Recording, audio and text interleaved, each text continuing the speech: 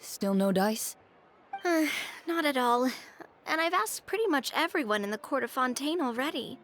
Lynette's ears drooped as soon as she heard that we'd have to be out and about for days on end. And Fremine, he hid himself under his helmet as soon as he realized there'd be people around that he didn't know. What about Chiori and Charlotte? I feel like both of them would be more than up to it. I've asked them already, but they're both pretty busy right now. I just gave the members of the Spina a few days off, too, so I don't want to bother them either. This is getting pretty difficult. Navia, Clorinde, what's up? Oh my. Well, if it isn't my dear partners. How are you all doing? Huh. Navia? Huh? Oh, you mean... Yep, this is our chance. I don't like... we were just passing Do through. you need our help with something? Oh, precisely. My dear partners, we've got a huge problem right now that only you can solve. Whoa, You know when the from camera you? tilts to a Dutch angle, Absolutely. then it ain't nothing We've wrong. already exhausted all our other options. You know there's a joke coming. Traveler, Paimon, would you join us and play Marechaussee Hunter Judgment Day? Marechaussee, what now? I think I'm good. It's a new game script by the Tabletop Troupe, a local roleplay adventure club. Ever heard of the Tabletop Troupe? They put out games that allow you to participate in a story and roleplay characters with your friends. Oh, I've loved their stuff ever since I was a kid. That sounds super interesting. Clorinde and I are both veteran members of the club. Recently, someone came up with a new script and was looking for people to help playtest it for them. And when they asked, of course I couldn't refuse. I mean, come on, a brand new script? Nobody has ever played it before. Generally speaking, scripts at that level of development have a lot of issues, but I think this one is pretty solid. The author obviously put a lot of work into the story, and the world building is also quite credible. Whoa, whoa, whoa! I know I was the one that handed you the script, but some of us haven't read it yet. No spoilers, please. Anyway, the script calls for a team of 4. Ah, yes. We're missing one final player right now.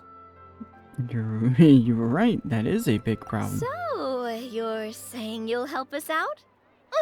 I knew I could count on you, partner. Paimon and the Traveler are kind of a package deal. Is that okay? That's not a problem. I'll adjust the pace based on the actual number of players, and ensure that everyone has a good time. Well, Traveler, what do you think? Wanna play? Paimon will follow your lead. I always help a friend in need. Well, that solves our problem. You have our thanks. Woohoo! I'll go grab the script manager from the club right away. The script manager? Didn't you just say that you gave Clorinde the script? The club introduced a completely new kind of gameplay for this script. In this iteration, the Game Master's version of the script is incomplete. The script manager provides the next part of the script only after players have completed the current list of objectives. On top of that, in order to increase player immersion, the club has created some of the story's sets and scenes in real life. We'll only know where we should go once the script manager reveals the starting location. Wow, you're right. Whoever wrote this script really did put in a lot of work. And it's got a real healthy amount of suspense, right? I mean, even the GM doesn't know how the story will end. I look forward to experiencing it with you all. Why don't you go meet up with the others first? They should all be waiting at Chioria Boutique. I'll come over with the script manager as soon as I find them. Sounds good. Remember to always watch where you're going, and don't rush. You say that like I'm 6 years old or something. Let me think. What kind of character should I play this time? I just hope you'll pick up some useful skills this time. Oh, and stop trying to persuade every animal you come across. Oh my god. It's supposed to be a reference to Snow White. What? I ain't got words to say about where this is already going. Farina and Lenny. Sorry to keep you waiting. Ah, you're back! Huh? And you've got the Traveler and Paimon with you, too! What a pleasant surprise. I assume you'll be joining us for the game then? Linny, Farina! Paimon didn't know you were playing too. Are you also members of the tabletop troupe? Hey, you two. I'm more of a casual member, if anything. I haven't taken part in many formal club activities. Lynette Fremine and I play something similar at the Hotel Bouffe Tété sometimes, but I'm usually the GM. Hey, oh, excuse me, what? Still, I'm sure it'll be fun being a player for the Repeat first that one time. again? I'm looking forward to it. Well, I'm not a member of the club at all. Clorinde simply woke me up first thing this morning, said there was a good script worth experiencing, Oh, and no. asked if I wanted in. If you're interested, I can give you a referral. That should give you a 40% discount on membership fees. I think I'll wait to see how this experience plays out first, especially when it comes to the quality of the script.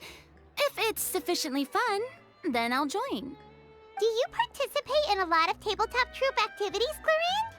I You said could that she's say giving that that. impression. She's actually one of the few senior game masters of the troupe. Ah, right. I knew about that even when she was still my subordinate. It's nothing. Really, just a small hobby of mine. So LARPing. Wow. Is Paimon's basically so what they're used to joking seeing you with. be all upstanding and intimidating as the champion duelist. It's kind of hard to imagine you role-playing with a bunch of friends. Again, LARPing. So if we have a problem with any of your rules... Surely you jest. I would never intentionally make things difficult for my players. I maintain a clear boundary between my professional and personal Also, I lives. say LARPing, The but me it's you basically see at court D&D. represents the This law is what and they're order of joking. Fontaine.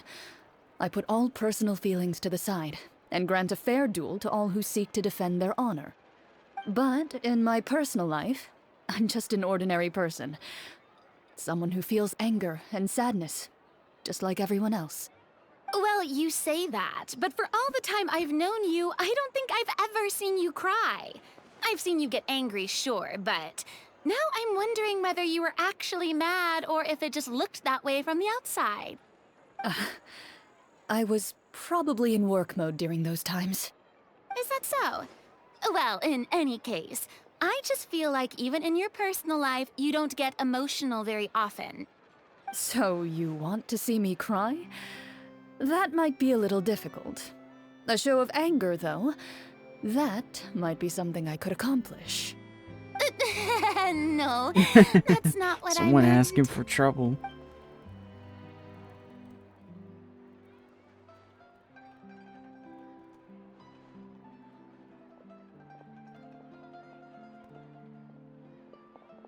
Ah, I'm back!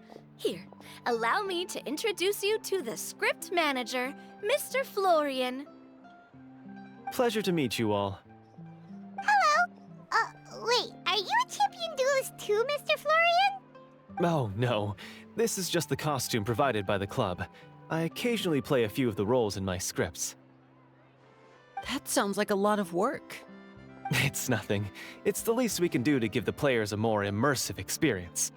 Anyway, allow me to give you a brief introduction of the script. This script was adapted from the real history of the Marechaussee Hunters. You all will play the role of hunters from a bygone era and resolve a series of events unfolding in the capital. Paimon's not super familiar with the history of the Marechaussee Hunters. Is that a problem? Oh, no problem at all. I can give you a brief rundown. So, basically, Marechaussee Hunters were people who dedicated themselves to hunting monsters and protecting the city by using a special swordsmanship technique passed down over generations. Their story can be traced back to the ancient Remurian dynasty, as well as the first hunter, Cassiodor. But I'll leave the finer details for you to seek out and discover later. Mm-hmm. And I'll provide additional commentary as the story progresses. In that case, brave hunters, are you ready to set out on an unknown adventure? Whoa, just one sentence and it's like we're in the story already! Aha, I see many a determined gaze before me. Very well, head over to this location and begin your heroic journey. So, as we follow the story, it leads us to specific scenes? Ooh, sounds pretty innovative. What does the message in the envelope say? It's the exact location of the scene, as well as the formal permission to use the venue. Huh, seems like they have everything prepared. Please check all your belongings, everyone, and make sure you haven't forgotten anything. Once you're ready, please follow me to the designated location. Sounds good. Hunter Squad, move out! Thank you, Frida. The golf clap was adorable.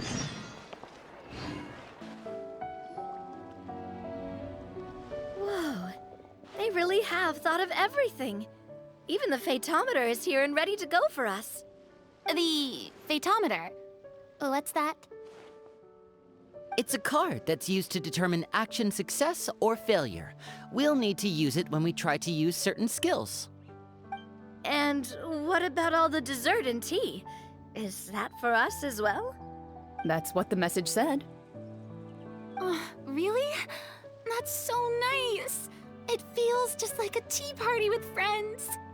Those snacks have Paimon's name written all over them. Oh, God. I think you might be more of a snack hunter than a Marashose hunter, Paimon. Touche. Snack Hunter Paimon reported for duty. If there are delicious snacks to be found, Paimon will track down every last one. The desserts Proceed are to great. apply burn But directly to the I'm forehead. still looking forward to the story more than anything. Very fair. Then, let us begin. First, please pick up the blank character cards in front of you and write down your name and profession. You can find an abbreviated version of the rules printed on the back of your character card. If you have any questions, feel free to ask me. In this story, everyone is a Marashose hunter. To reflect this, the club has prepared a small badge for everyone. Ooh, nice. As hunters, you have proficiency in swordsmanship and fighting by default, so there's no need to allocate any additional skill points to those areas. Swordsmanship? So there's a fighting part to all of this? Paimon's not sure she can do all that on her own. Maybe Paimon can just stick with you? Why don't you share a character card then? The Traveler will be the Marashose hunter, and you can be her little floating assistant. Kinda like in real life. Once again, another So, character who dresses for the Paimon. name, Not do I fill it in out with the name of my character? familiarity of a Yep. pixie. It can be any name you like. You can use your real name too if you want. I do that whenever I get too lazy to think of a new name. Oh, so it would be like experiencing a different life, but still as yourself. That's not a bad idea. In that case, I think I'll continue to use the name Linny then. Next up is the skill sheet. Leave it to You the have a limited magician amount to of do skill it. points that you can use to learn a number of skills. The more points you invest in a particular skill, the easier it will be to pass associated checks. I'll take persuasion and investigation. Those are must-haves when it comes to missions like these. Oh, those skills sound like they'd be useful for gathering intelligence. Good idea, Navia. Just as expected of a veteran player. So should we also take those skills then? Not necessarily. Since we're working together as a team, we could leave the negotiations to Navia and use our skill points to pick up other useful skills. For example, I think I'll take stealth and sleight of hand. That will give us more options if we run into any situations we can't negotiate our way out of. Oh, interesting. I wasn't thinking about it like that. My man thinking like a I true suppose magician. it's not so different from an acting troupe. Everyone has their own role to play. Let me see. It took her now to realize that. Arts and performance. I'm not quite sure what use they'll be, but I'm not as knowledgeable about the other skills, and I am not too confident I'd be able to roleplay them well. Well, that leaves us. What do you want to learn, Traveler?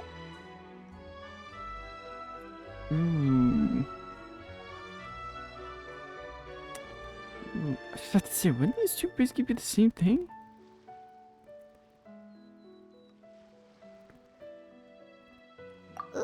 so you want to help people when they're injured. That's nice of you. Gonna go with insight. Oh, something that'll help you get a read on other people's thoughts. Sounds useful. So what do you think? Are you sure you want to learn these 2 skills? Yep, I'm sure. Let's see.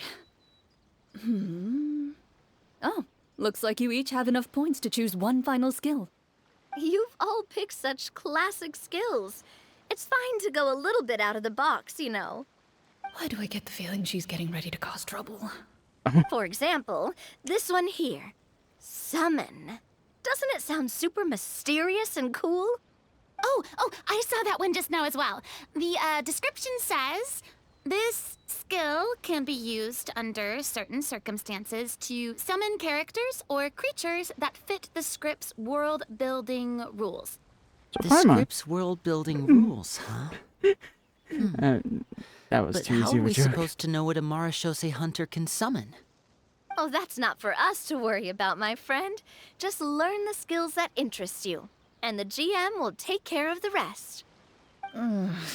Yeah, boy. All right, you've convinced Paimon. Let's learn Summon then. Paimon can't wait to see what kind of thing shows up. Well, now that everyone's more or less finished creating their She's characters, a kid and it we can shows up. begin. Since 2 of our players are doing this for the first time, though, let me ask.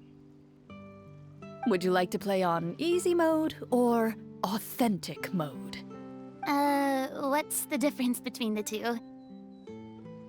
Well, in role-playing games, the story sometimes changes based on the decisions of the players and the results of the Fatometer. For example, if you fail a check, that means you cannot use the target skill in that scenario. A critical failure may even result in further negative consequences. If you choose to play in authentic mode, every time you elect to use a skill, you'll need to use the Fatometer to see whether you succeed or fail, and face any consequences that may follow. If you choose easy mode instead, every check will be successful by default, and you won't have to worry about luck playing a factor.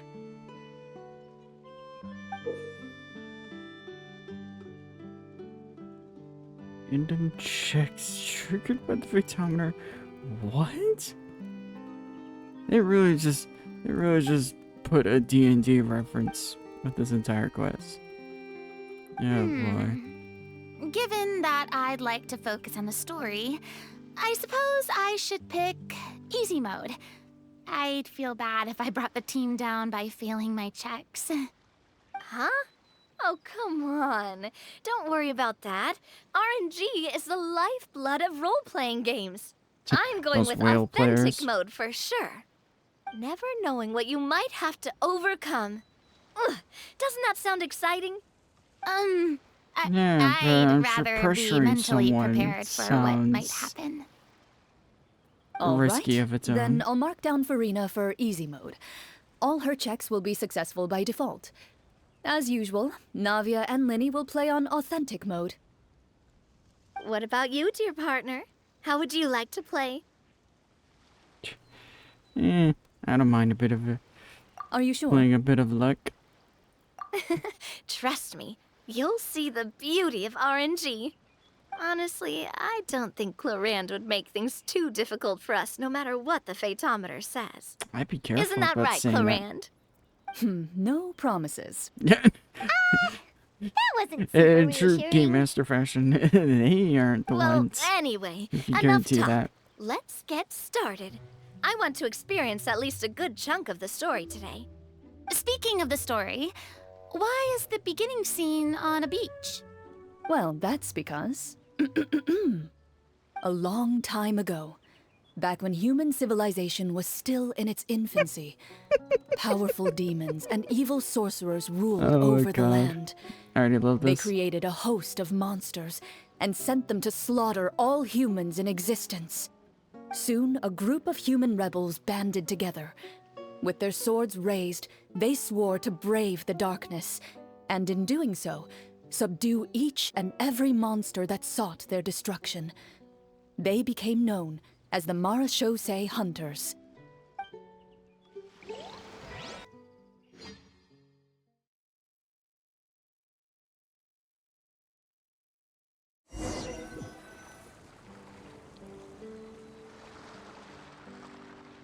Sometime later, as a member of the Marechaussee Hunters, you receive a commission. Following the address provided on the message, you take a boat and arrive at this strange city. Is it As you strange, inhale, really? you can taste the slightly salty air of the docks as you begin to survey your surroundings. There aren't many people in the vicinity, but you do take note of a few others who, like you, seem to be sizing up this place. Your eyes meet, and you realize these people are fellow Marechaussee hunters, likely led to this location after receiving the same commission as you. You're all Marechaussee hunters too, right? Allow me to introduce myself. The name's Navia, monster hunter by trade and helpful neighborhood businesswoman on the side. What say you to traveling together? We can help each other out on the road. Okay, count me in. My name is Linny. I've been wandering since I was little and picked up a few less than legal tricks along the way. I was adopted by a Marechaussee hunter and later chose to follow in his footsteps. Is this where you introduce your character to everyone? It sounds like they've done this dozens of times. My name is Farina, and, I grew up in a noble family. I always had a strong interest in performance and the arts. Even though I'm a Marechaussee hunter, Designed what to look I like the really bard. want is to be a performing artiste. Hey, that's really cool. You can do it, Farina. That's exactly how it's done. Paimon is Paimon, a good friend and companion to Oh, this that's Marechaussee adorable hunter image. right here. I've been studying medicine ever since I was a child. I want to do my part to eradicate these monsters and use what I've learned to heal others. Oh, welcome. When we face the monsters, I'll make sure to charge in front to give everyone some cover. You can take care of the healing at the back. You open your envelopes at the same time. The message reads, "To the honorable and trustworthy Marechaussee hunters, our kingdom is currently facing a grave crisis. The lands outside the capital have been overtaken by monsters, and our people are being led astray by forces of wickedness. We beseech you, please help us resolve this crisis and return peace and stability to our home." Huh. The layout of this city looks super familiar. It kinda reminds Paimon of Mondstadt! The scriptwriter must have used a real-world city as a reference when coming up with the map. As experienced hunters, the layout of the city reminds you of places once traveled. You recall the sight of tree-lined streets and the gentle tranquility of days gone by. Yet, as you regard the city in front of you, it appears to be little more than an empty shell. Its hollow gates are open to you, beckoning you to come forth and bring salvation back to the town.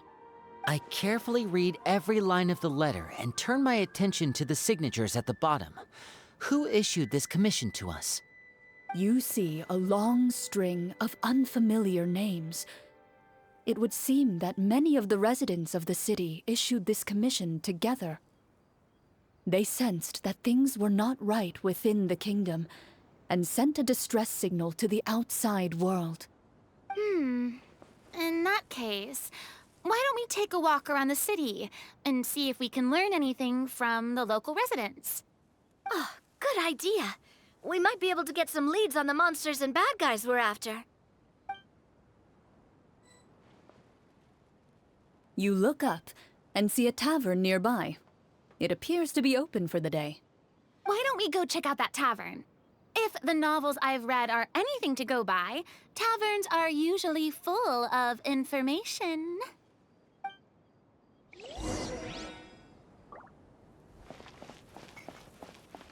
As you approach the tavern, you find a plainly dressed woman standing nearby.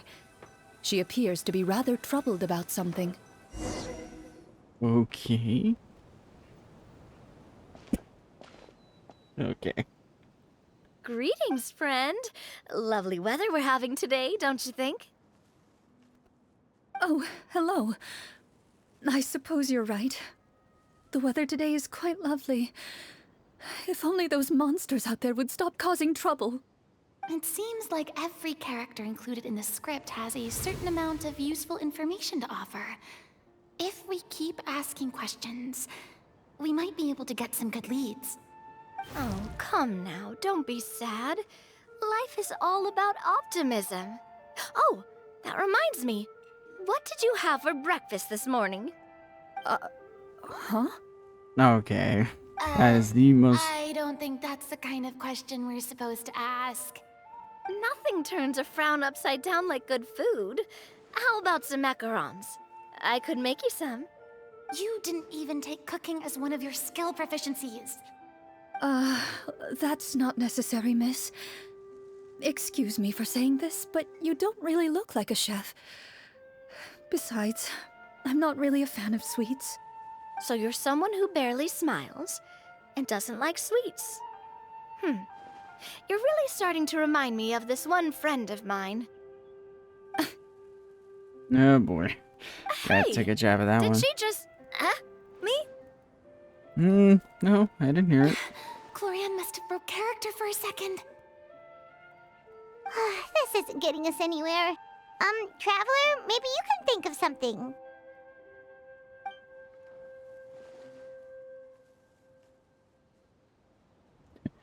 I'd like to do an insight check to see what's troubling The her. results of insight checks aren't disclosed to the players, so I'll be the one consulting the phaetometer. Yeah, boy.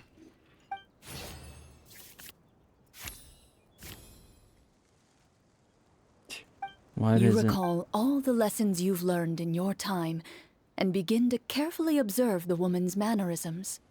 You notice that when she's quiet, she has an empty look in her eyes, as if her thoughts have drifted to a place far, far away.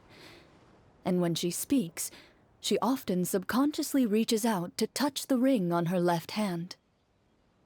Did something happen to your husband? So you noticed. That's a little embarrassing. A horde of monsters suddenly appeared near the capital recently, so all the guards were dispatched to fight them.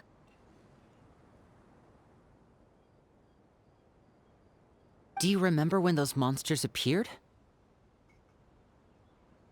I'm not completely sure. All I know is that my husband was dispatched to fight them 3 days ago. Do you know where he was sent? It all happened so fast. When we said our goodbyes, he couldn't even tell me where they were sending him. You have our thanks, friend. We'll find and defeat those monsters as soon as possible. We sincerely hope your husband will be able to return to your side soon. Thank you. Don't worry. We'll find him. Just try to remain optimistic and wait for good news. We don't always get to choose what happens to us. But we do get to choose the little things, like what we eat and how we respond to the things life throws our way. I hope that one day, you too will recognize the power of something as small and inconsequential as a delicious dessert. I'll do my best. You bid farewell to the woman and continue your journey further into the city.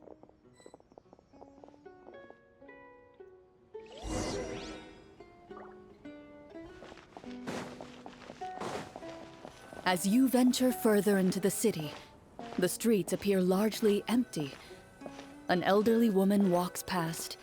You see her shake her head as she puts away her wrinkled wallet. A nearby merchant folds his arms and gives you a disdainful look. You get the impression that he's someone who has long gotten used to the sight before him. Okay.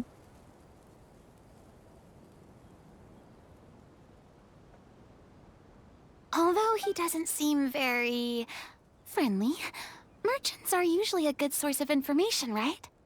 Pardon me, sir. I'd like to ask a question if I may. That depends.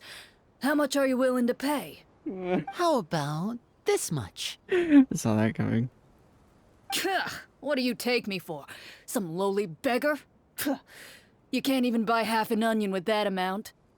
Surely an onion can't be that expensive, right? What do you know? War's nearly upon us. Everything costs several times what it did before. If you're not gonna buy anything, then scram. Whoa, what a nasty guy. Maybe we shouldn't even bother talking to him. But he still might have information we need. Traveler, can you think of something? I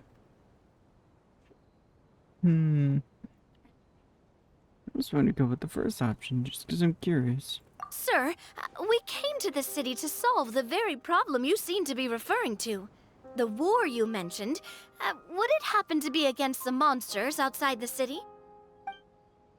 If you happen to be well informed and know a thing or two about what's going on, we'd appreciate it if you could share that information with us. After all, the sooner this problem gets resolved, the easier it will be for you to do your business.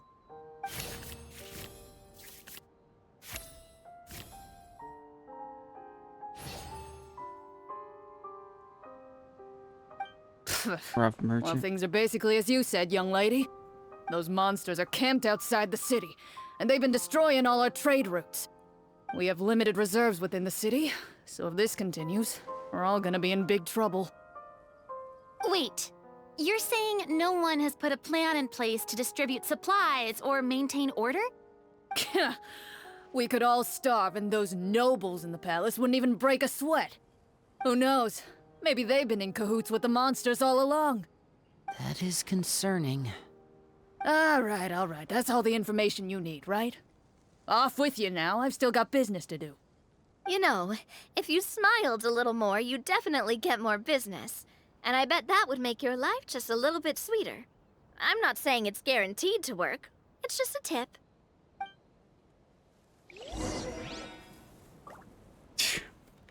Good lord. Should we try to go somewhere with more people? Oh, how about the city square? Follow me.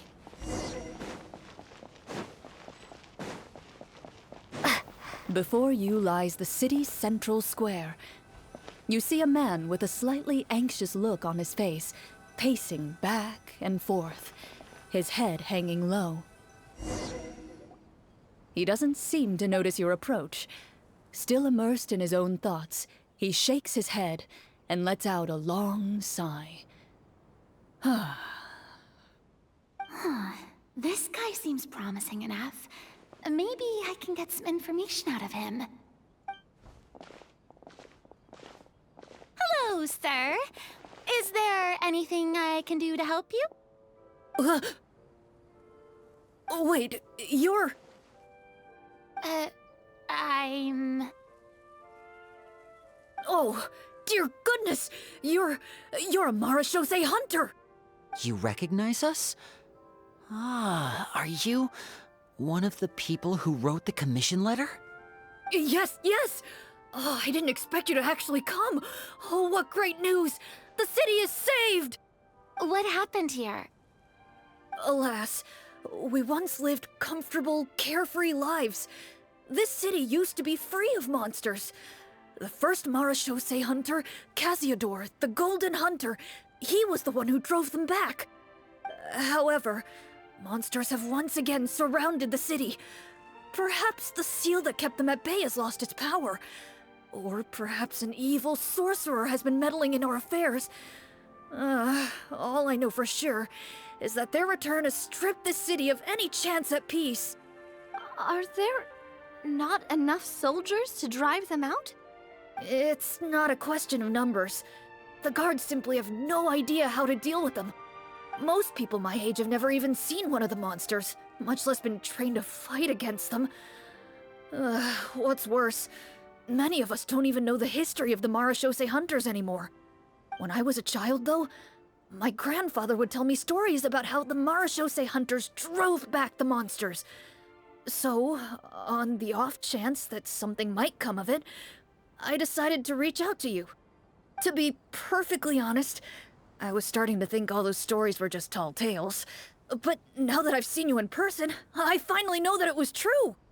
Well, you can rest easy, friend. The righteous and formidable Marashose hunters are on the case. The man is touched by your determination and resolve. His eyes begin to well with tears of relief. Still, if we are going to hunt the monsters, we need to know where to find them. Can you give us any leads? All I know is that the area outside the city is dangerous. I'm afraid I can't point you toward a specific location.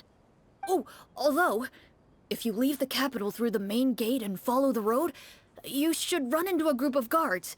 They might know more about where to find the monsters. I see. We'll go look for them then. All right, be careful. Oh, and one last thing. The monsters outside the city are just part of the problem. There are evil sorcerers inside the city as well, so be on your guard.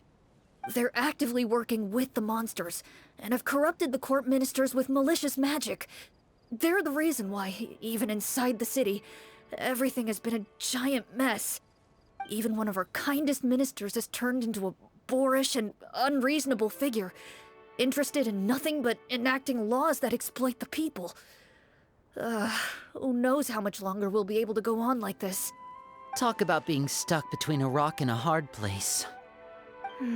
I feel bad for him. Maybe we should try to cheer him up? I'd say Farina could sing him a song. Like, now? Is this really the right time? I appreciate your kindness, but for now, it's more important to focus on the crisis at hand. Brave hunters, I leave the future of this kingdom to you.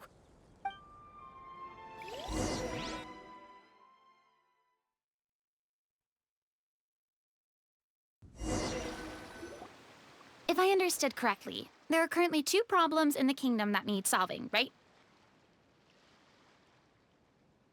Exactly. We need to defeat the monsters outside the city and take down the evil sorcerer stirring up trouble from within. But which problem should we tackle first? Well, this seems like a good moment for a break. Take some time and discuss what you want to do. Let me know when you've made your decision. I really didn't expect the people in the city to keep us at arm's length like that. I totally thought the hunters would be treated like heroes. Well, Clorinde said the script took cues from the real history of Fontaine, right? Maybe the real-life Marushosei hunters were also treated like that. I wouldn't say it's a perfect representation of history, but there are definitely some similarities. Would you like to hear more about it? Sure. As long as it doesn't spoil anything in the script. You've brought up bits and pieces of the hunter's history before, but it was all in passing. Paimon wants to know too! The hunters were super powerful, right? Were they all from a special line of supernatural beings or something? Kinda like the yokai in Inazuma? No. All Marashosei hunters were ordinary mortal fighters. The only thing that set them apart were the special sword techniques passed down over the centuries. Huh? So you mean anyone could become a Marashosei hunter? In theory, yes. All you would need to do is survive the rigorous training and master the swordsmanship techniques required to fight the monsters. Still, most people dropped out at the early stages, and others called it quits the minute they saw a monster in person. To become a hunter, you must be strong in both body and mind. What kind of monsters did the hunters fight exactly? Oh, and the evil sorcerer the script mentions. Did they exist in real life too? The land of Fontaine once played host to an ancient dynasty known as Remuria. After that dynasty fell, monsters began to appear, intent on obstructing humans from establishing a new social order. One of the ancient sorcerers of Remuria used his power to assemble a formidable army of golems. He sought to use that force to establish himself as king. Now wait a second. Don't tell me that guy was the inspiration for the evil sorcerer in the script. We still haven't found any in-game information on him yet. So, why don't you talk about someone else for now? Well, I wasn't planning on going into anything you might be able to find out in the game. But if you want me to talk about something else, then... how about Casiodor, the Golden Hunter? Or Egeria, the ex-Hydro Archon? Wait, but those people are all from a super long time ago. Where did you learn all this, Clorinde? From my master. Oh boy. Huh. By master, you mean Miss Petronia? Someone you know? Absolutely. Miss Petronia and my father were good friends. Back in the day, she would often bring Clorinde over to play, but then... Let's not get off topic. Anyway, back to what I was saying. I sense trauma. Responding to Egeria's call, a number of warriors followed Cassiodor into battle against the monsters. This group of warriors, under Cassiodor's leadership, became known as the Marechaussee Hunters. Yet, as Fontaine entered an era of peace, their work gradually became obsolete. The Marechaussee Phantom, originally an association made up of hunters, eventually came to be predominantly comprised of Melusines. Ah, I see. That explains why most of the people in the script have forgotten the hunters or think of them as nothing more than a legend. Is that really a bad thing, though? It can get tough always being the one shouldering everyone's expectations. Speaking from experience. Depends on who you ask, I suppose. If the name of the organization no longer commands respect, investigative work is bound to suffer. Speaking of investigations, which problem should we tackle first? Monsters or evil sorcerer? I vote monsters. That's the main duty of the hunters, right? We can come back to the sorcerer later. Well said, Miss Farina. Plus, if the sorcerers really are the masterminds behind this whole thing, defeating the monsters could give us some clues on their intentions as well.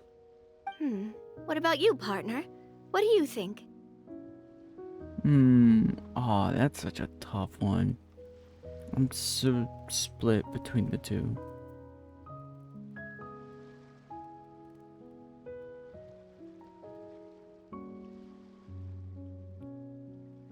I almost want to say the sorcerer's problem seems pretty important, but It's decided then.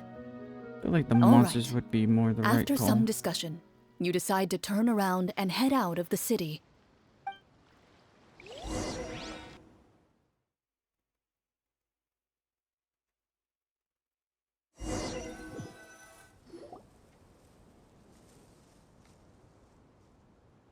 Let's Welcome take a them. look around, like that guy said. You there! Outsiders, halt! Who's there? An armored man approaches you. He has a tall, muscular build and a determined expression in his eyes. Why is that Just necessary? one to look, be and you can tell explained? he's fought in his fair share of battles. Although he's trying his best to conceal his current state, his uneven gait and the sweat dripping down his forehead make it obvious that he's been wounded and is in serious pain. I'm the captain of the guard. I saw you sneaking around the city earlier, so I'll only ask this once. State your purpose, or it's off to the dungeons for the lot of you. Wow, it's been a while since someone's been this suspicious of us. I said talk, not whisper between yourselves. Have you ever heard of the Marechaussee Hunters? Marechaussee Hunters? Ha! That fairy tale, you mean? What, you expect me to believe you're one of them?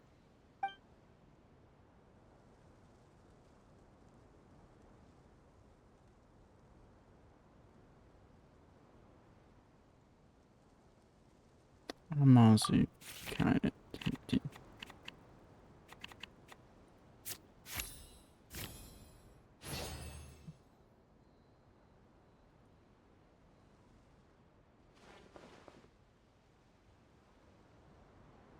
Using your knowledge of medicine, you're able to deduce that the injury on his calf was a monster's doing, and the wound has already begun to fester.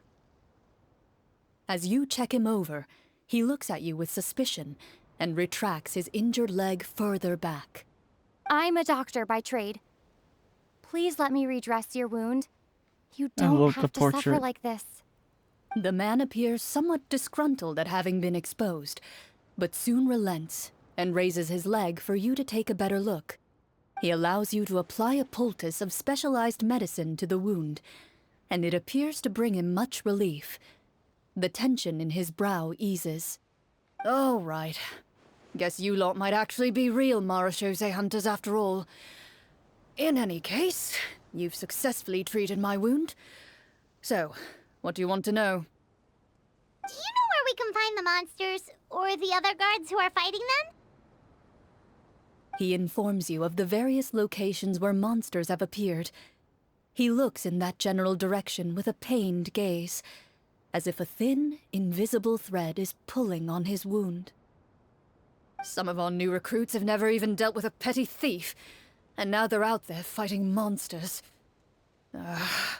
If it weren't for this cursed leg.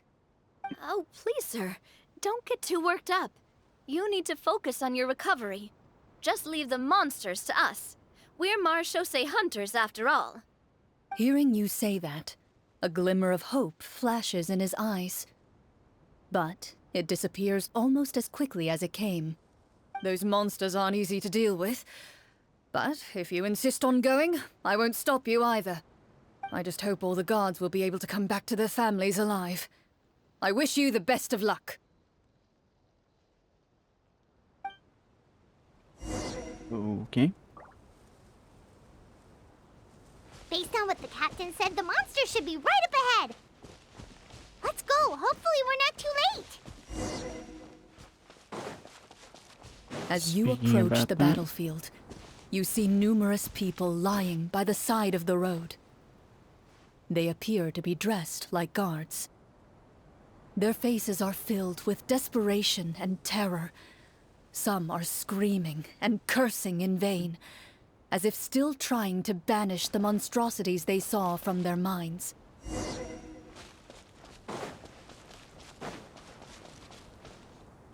A few of the wounded look up at you in shock and disbelief. Quick, leave this place. Turn around and don't look back, they yell.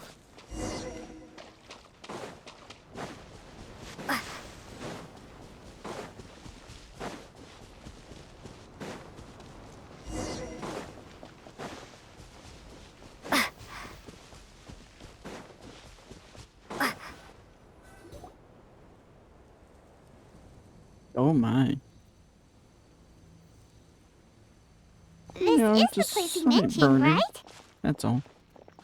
You see broken iron swords scattered all around you, Hard to say and downed those are trees iron riddled swords with when they look terrifying rusted. claw marks.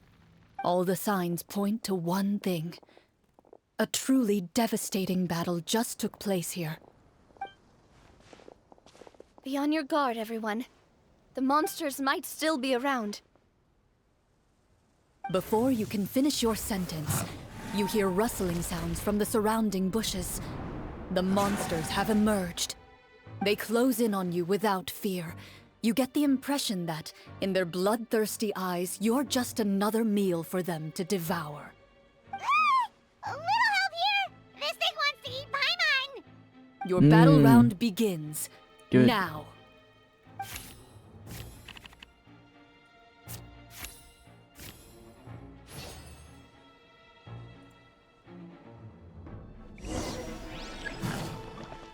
Scatter! Spring forth! Shower me with praise! And voila!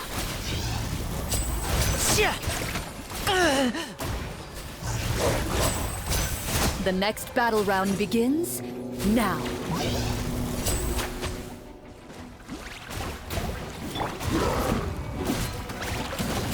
Coming at ya! Ha! Ha! Yeah! Yeah! Sha!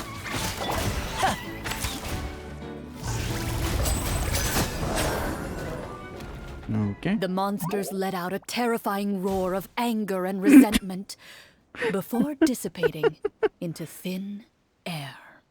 Oh, thank goodness it's over. We're lucky the marechaussee hunter class came with all those preset skill points. Otherwise, we would have been in some real trouble. I never knew the photometer even determines the amount of damage you inflict. If you get unlucky, isn't it just game over right then and there? That's part of the fun. The uncertainty of fate is what gives these games their appeal. Just as you begin to celebrate your victory, a suspicious lump on the ground catches your attention. A suspicious lump. Wait, could it be the thing that appears after every battle?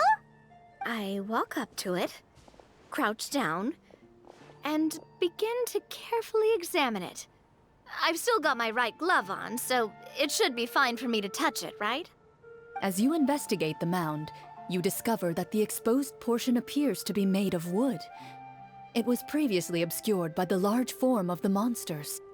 With the monsters gone, the small protrusion now awaits your discovery, poking out of the ground like a shy flower bud. Whoa, it's a treasure chest! Don't think that's a good thing to dig up.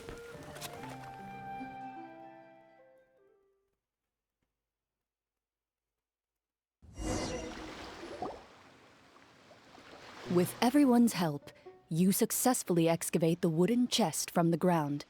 Even without opening it, you can tell from the mora and jewels scattered around the chest that it must contain quite the fortune. Makes sense. We worked hard for this. Let's open it and we can share what's inside.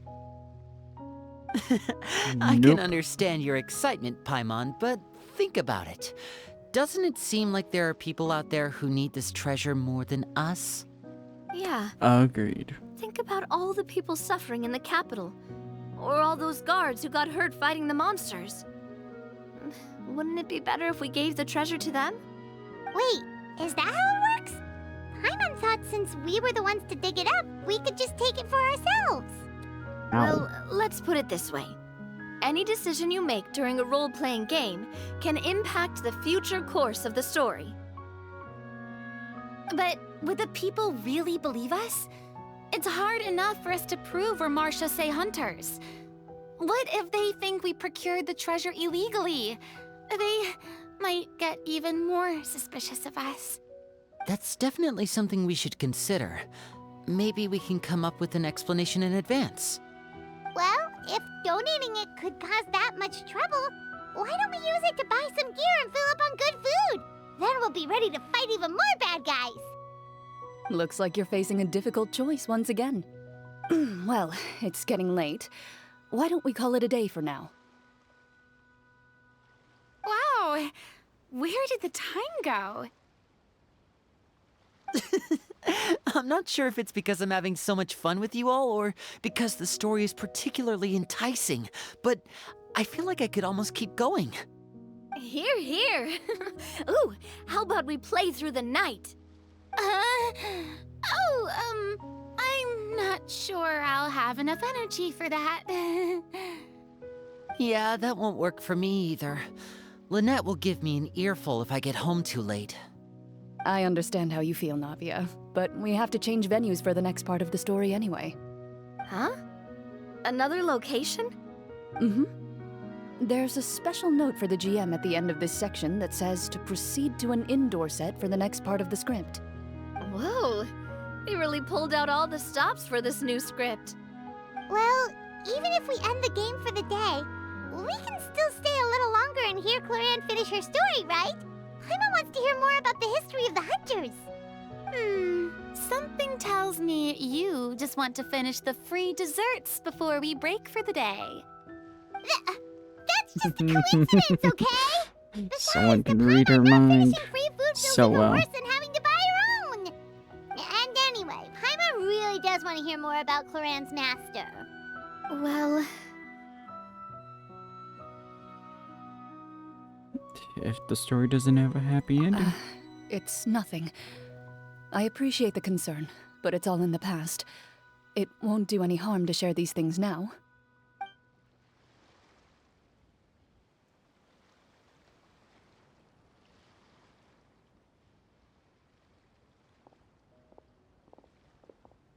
My earliest memories are of living with Master. According to her, she saved me from certain people of ill repute. My birth parents had left me behind some time before that. What a heavy beginning for a life story. Master was a fascinating individual, if inexperienced in the ways of raising children. My first ever toy was a short sword. Although I suppose it wasn't so much a toy as something Master removed from her waist and handed to a noisy child in need of distraction. Oh, wait, so she handed an actual sword to a child? Isn't that dangerous? Did you hurt yourself? Of course I did. I cut my palm and bled quite a lot. But Master was not concerned. She just stood there and casually lectured me about it. See, that's what you get for not holding the sword properly, she told me. She then crouched down next to me and said, "Give me your hand. I'll teach you to bandage this wound.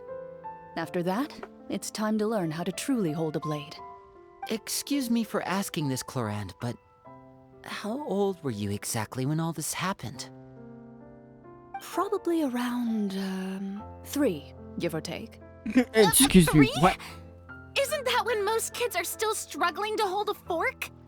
As I said, Master was rather inexperienced in the ways of raising children. She believed trial and error was the best way to teach a child what they're capable of. That's not. I'm not so sure this is a question of experience. Yeah, nope. I didn't see anything wrong with her ways at the time. And anyway, children don't get to choose how they're raised. Oh, she did bring me back a pet from Liyue once. It was a Geovishap hatchling. Excuse me, A what? Geovishap hatchling? For a pet? That seems even more dangerous. What she said was this: make sure to get along, you two. If you really can't agree on something, just settle it with a fight. Whoever loses is the real pet. And how old were you when this happened? 5? Please. 5. Well, did she win? No, I lost. So you're saying you actually became the Geovishap's pet? Yes, but only for a week. By the end of that week, I defeated it in combat, and we've shared a cordial relationship ever since. That really doesn't sound like the kind of childhood someone should have. Later on, No, I gradually absolutely understood not. that Master most likely didn't know any other way to raise a child. She was a marechaussee hunter, but I never heard her bring up her own parents. Thanks to her, I learned how to navigate the forest by the age of 6, and could hunt monsters in the wild by myself the year after that. Even though the training she subjected me to was strict, she always made sure to take me traveling when she had the time. We met many of her friends during those days. That was also how I met Mr. Callis and his family. I still remember the first time we met. You were too scared to join our picnic and hid behind Ms. Petronia the whole time. I still hadn't really met many children my age at that time, so I didn't know how to interact with others. After that, though, you started coming over a lot. You loved challenging people to shooting competitions, remember? I Excuse don't me, think what? many members of the Spina ever beat you in one of those. I had a lot of fun during those days. I enjoyed them too. Oh, do you remember that one time we went exploring around the Spina together? We overheard Papa call your master Fontaine's Protector of Justice. We tried to pretend like we never heard anything, but you nearly let it slip that one time.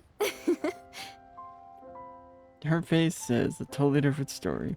Protector of Justice. Oh, wait, you mean that vigilante hero from 20 years ago? The one who is always active at night?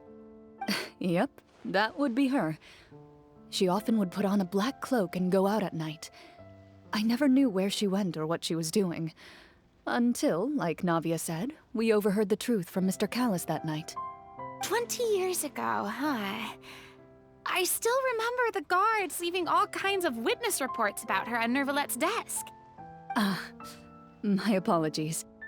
Oh, there's no need to apologize. You had nothing to do with it. And anyway, everything she did was for a good cause. Although, calling herself the Protector of Order was a bit much. Especially when she deliberately operated outside the law. Huh? When did the Protector of Justice become the Protector of Order? Oh, she had a bunch of code names. I heard she would just come up with a name on the spot whenever she was asked. Later on, she probably got sick of answering those questions and decided to stick to just 2. The Protector of Justice and the Protector of Order. That sounds like her, all right. I bet she forgot which of the 2 she'd use by the time she got back each night. Well, she certainly sounds like a fascinating individual. With her strong sense of justice, it's no surprise her student followed in her footsteps. It's true. I always wanted to become like her. Someone powerful, independent, and with a strong sense of conviction. But Fate had something else to say. she suddenly disappeared the night I turned 10 years old. Disappeared? What happened? I Oh, have no no. idea. She didn't even leave a note. I was never able to find out where she went. That night, I was celebrating my birthday at Navia's house. But Master never came to pick me up. When I returned home on my own, it was to an empty house. When she still didn't appear after a few days, I went to Mr. Callus's house to ask about her whereabouts. But he only shook his head. Papa probably didn't know either. I know he sent a few people to investigate the matter in secret, but they never found any credible leads. Don't worry, I understand. To be perfectly honest, given Master's personality and way of doing things, it all made a lot of sense.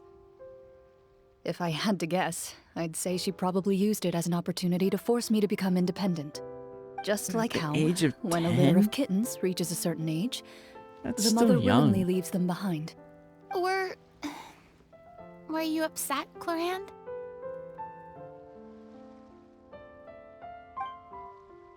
I was at first, but not anymore.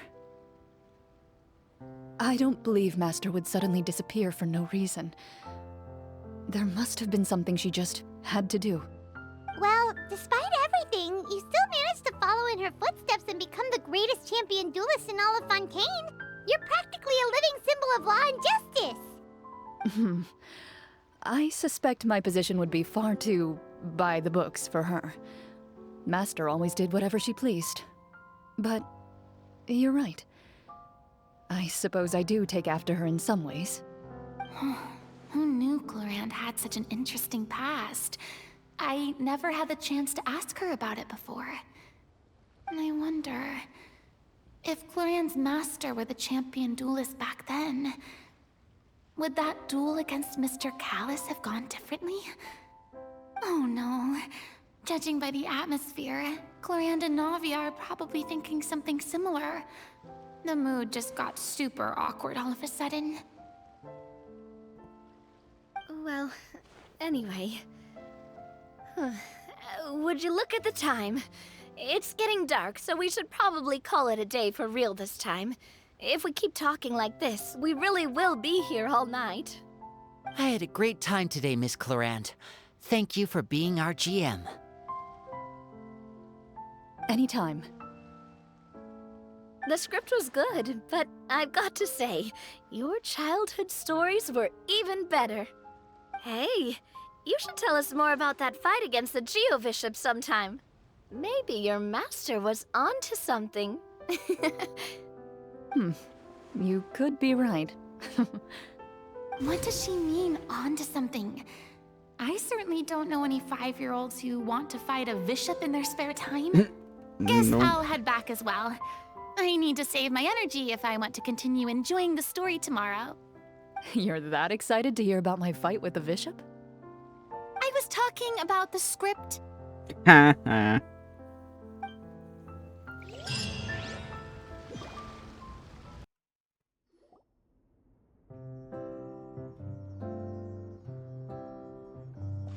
Looks like everyone's here. What Now, before we begin, in the why world? don't we finish where we left off yesterday? There was an important decision to be made, yes? I'll pour everyone a cup of tea. Is that really the most important part, though, Clorinde? Paimon's more concerned about our current surroundings. Heavy Same. walls, cold railings, dim lights.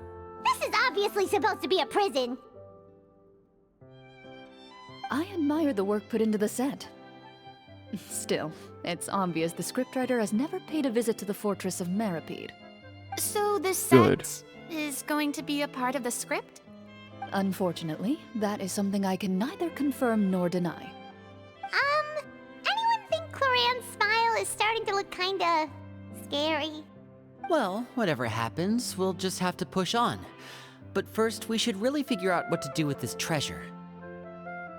If we're worried about arousing suspicion because of our identity, why don't we give ourselves a different name, just like Clorinde's master did? Yeah, it might be better to keep a low profile. As long as we're helping people, it doesn't matter who we are or what we're called. Staring at me won't get you anywhere. Or did you want some more tea? Oh, Paimon's good. Thanks. Why aren't you saying anything, Navia? Wait, what's that next to you? Oh, this is the short sword Clorinde mentioned last night. I found it. Huh. I'm surprised you managed to track it down after all this time. Well, I made sure to take good care of it, considering the circumstances in which you gave it to me. Of course I had to keep it safe. Anyway, where were we? Oh, right. I was just thinking about all the potential ways for us to break out of prison. We could dig a tunnel, or try to bribe the guards. Wait, we haven't been thrown into prison yet, have we? Well, it's only a matter of time. It pays to be prepared. Just like how you should always have an umbrella on hand, even when it's sunny. All right, Paimon's made up her mind. Let's just give the treasure away. Paimon may have wanted to keep it, but if it's going to land us in prison somehow, Paimon will be too upset to enjoy her snacks. Turns out Paimon cares more about snacks than treasure. So, you reached an agreement? All right then, we can continue with the story. Oh, and we'll collect all the scattered pieces of treasure on the ground as well. All right. You collect the treasure and make your way back to the capital with your bag of loot in hand.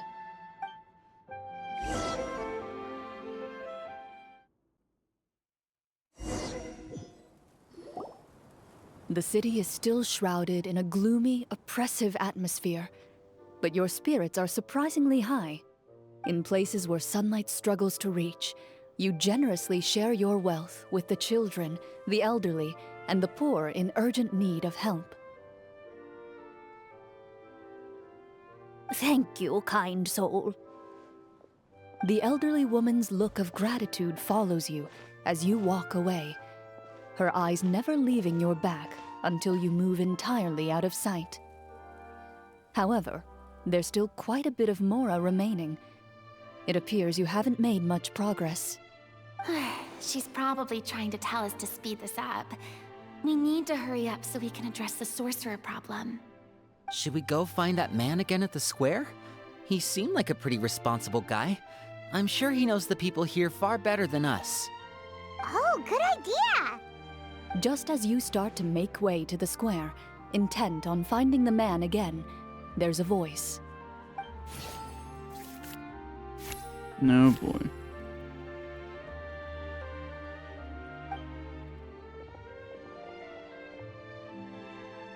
Please wait, distinguished guests. Several strange guards suddenly call out to you.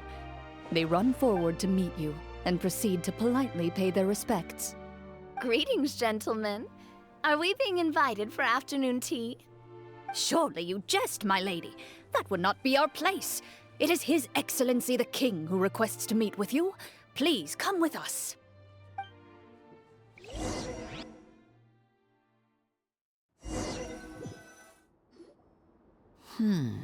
Do you think this could be a trap?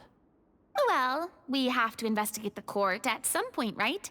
Meeting the king himself would be a fantastic opportunity to do that. I say we go for it. If something happens, we'll just turn the whole place upside down. That sounds a little intense. No kidding. After a quick discussion, you nod to the guards and agree to follow. They lead you all the way to the audience hall of the palace. Gilded tables line both sides of the hall. The space itself is adorned with all manner of expensive antiques, glass shelves, and silver candlesticks. The items appear quite ordinary in size and dimension, yet their presence somehow makes the emptiness of the hall feel even more surreal and ominous. Wow, it's so luxurious! The elderly king, clad in a magnificent robe, sits upon the deep crimson throne before you. He wears above his head a majestic crown, with a gemstone the size of a bird's egg set right at the very front. As you observe it, you see a complex pattern of light reflect off its surface. Ahem! They're here, Your Majesty. A man dressed in dark clothes, likely a minister, shields his mouth with his hands and bends down to whisper a few words to the king. After a moment, he lowers his hands and stands back up. His gaze shifts to fixate on your group, but he does not move from his place at the king's side. The king does not appear entirely aware of his surroundings. The man by his side, though. We should keep a close eye on him. The king remains still and says nothing. The minister is the one who speaks. Esteemed guests, allow me to thank you for coming to our faraway kingdom. Unfortunately, His Majesty the King finds himself quite exhausted from work. So please allow me, his Prime Minister, to welcome you in his stead. I've heard tell that your group, the Marechaussee Hunters, used your exceptional ability with the sword to repel the monsters near the capital. Such a great deed deserves to be rewarded. However, seeing that I was not fortunate enough to observe such a feat with my own eyes, you'll forgive me for seeking to verify the truth by speaking to you myself. Well, we've got nothing to hide. You brought us here to talk, right? So we'll just explain what happened.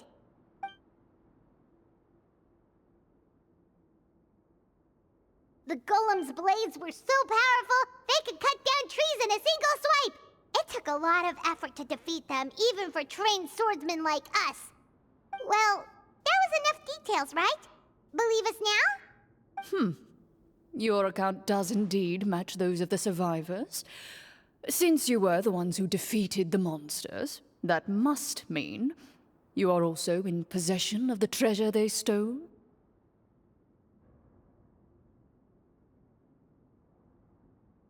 Well, I had the we feeling. did take the treasure, but...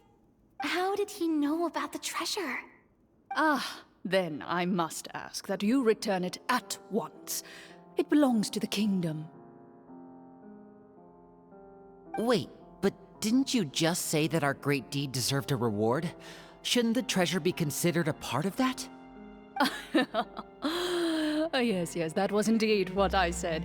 But you seem to have forgotten a very important distinction. Only that which is freely given by the king can be considered a reward. Taking the rightful wealth of a kingdom without said permission, on the other hand, is a crime. But that's completely unreasonable! Yeah, that makes no sense!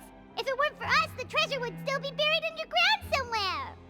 Maybe so, yet the fact remains. You tried to dispose of the treasure without reporting it to the court and without receiving permission, yes? What, no answer? Surely you're not insinuating that you, a group of legendary Marechaussee hunters, sought to take the treasure for yourselves? Well, what about the king? Is he just gonna let this guy talk for him the whole time? Clad in his magnificent robe, the king remains seated, with his hands resting on either side of the throne. His posture is rigid and unmoving. He stares forward with an empty look in his eyes, completely unmoved by the events before him. From the look of things, could the Prime Minister be the evil sorcerer? Or could both the King and the Prime Minister have fallen under the evil sorcerer's control? I would like to observe the number of guards stationed in the hall. The guards in the palace appear fully armed, their expressions solemn. Sensing the tense atmosphere in the room, they stand at the ready, each with a hand placed upon the hilt of their sword, as if prepared to draw their weapons and surround you at a moment's notice. Well, there goes my plan to turn the whole place upside down, I guess. It appears we've been visited by nothing more than a group of ill-intentioned imposters. What a pity. Guards, take them away and throw them in the dungeons. Before I decide your fate, however, I must first determine whether you have any accomplices outside the court. Can't we try to slip away? Or maybe start some kind of riot? Nope. Don't think But that's if gonna we help. try to fight the guards right now... Don't worry. At least we figured out who's behind all this. Let's just play it by ear. If you're scared, Paimon, just hold my hand. You can have my hand too. Aw, thanks, you guys. You allow yourself to be led away by guards surrounding you on both sides. It's only when you begin to feel drops of water falling from the dungeon ceiling and smell the stench of death and decay all around you that you finally realize you've stepped into a completely different world. Stay here, and don't try anything funny.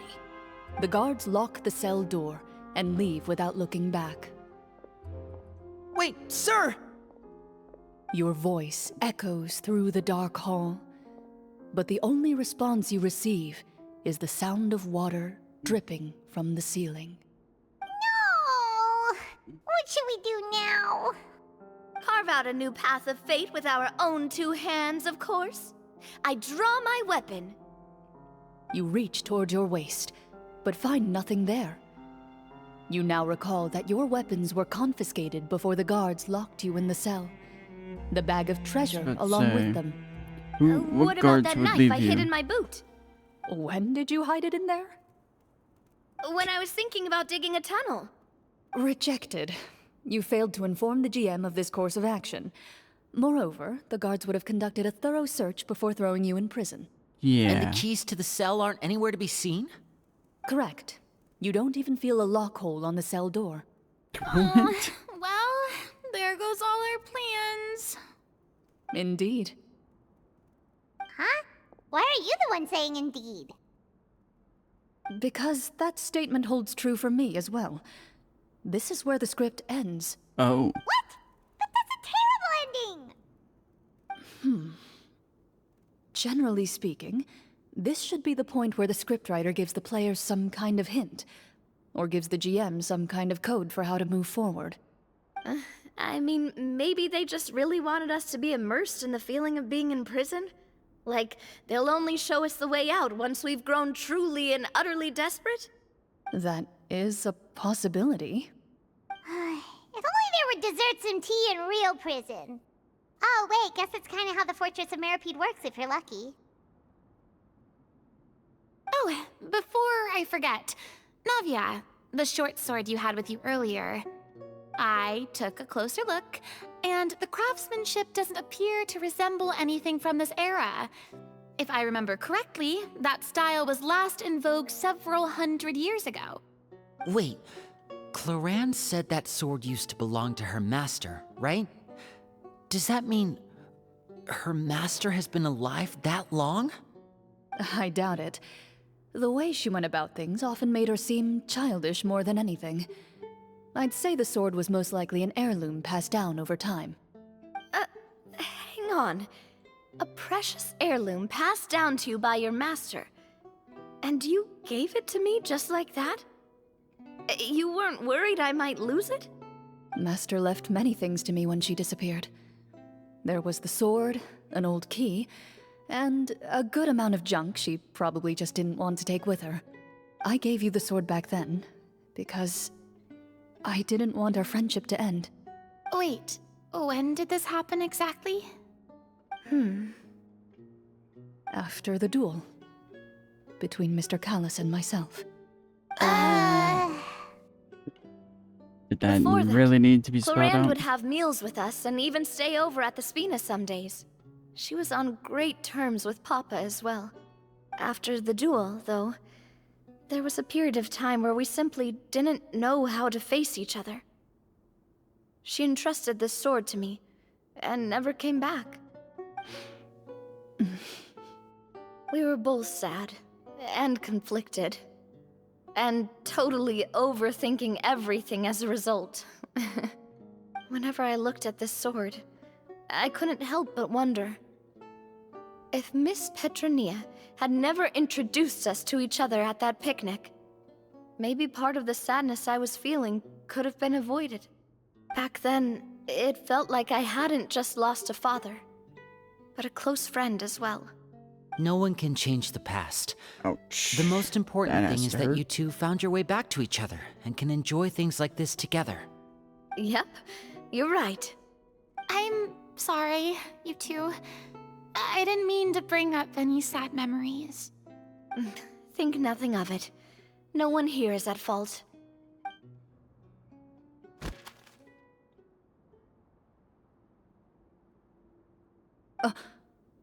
Huh?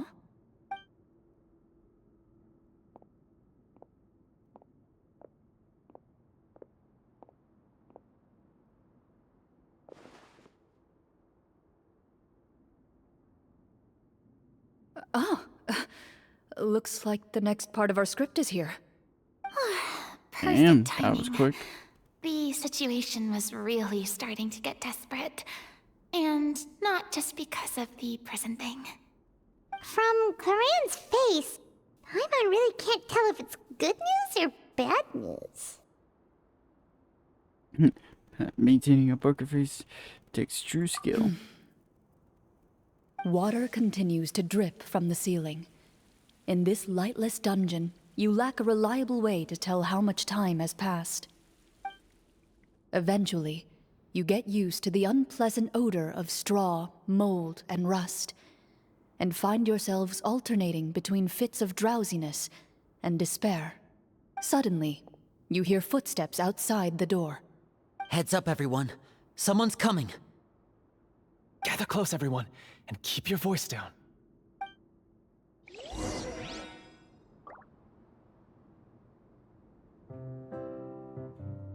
Okay. Who are you? I work as a guard in these dungeons, but my true identity is the same as your own. I'm also a Marashose hunter. Huh? Shh.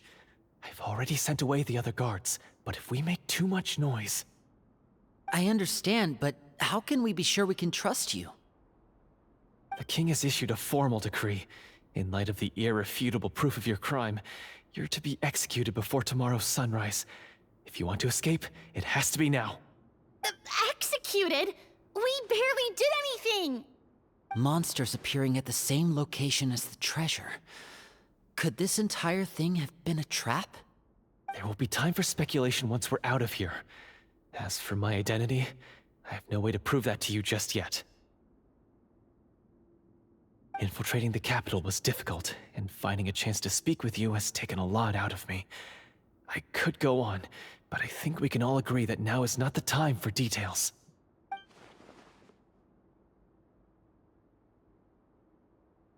Have you seen our weapons anywhere, sir?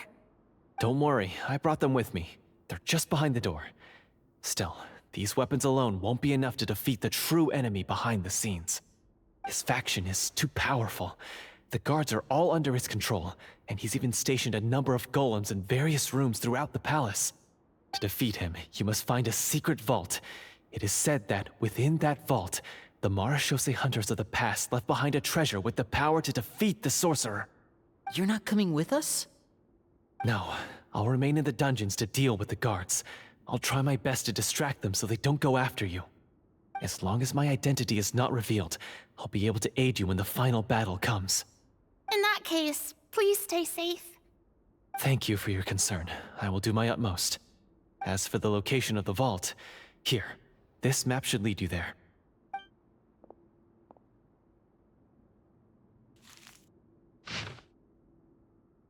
Okay. Got it. All right, once I open the door, remember to stick close and refrain from making any noise. I'll lead you out of here as quickly as possible. You now have the chance to restore the honor and legacy of the Marashose hunters. So please, get out there and reclaim what's ours. And be sure to exercise caution. With the help of the guard, you successfully escape the dungeons. Your sense of despair and anxiety both seem to fade as you continue your quest.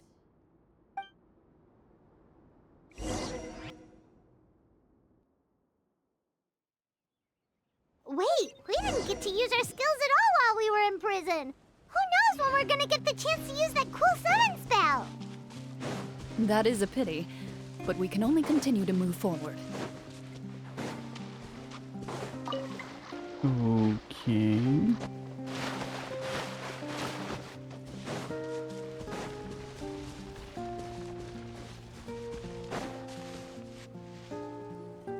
This should be the place marked on the map. This bit of rock certainly looks suspicious. Oh, you don't Well, say. I'd say an investigation's in order then. Plus, if all else fails, we can just blow it up. Okay. Alright. Not subtle Wow, at you all. really meant that. Before you lies a serene stretch of open water, its surface shimmering a brilliant shade of sapphire blue. Well, guess this means it's time for a swim.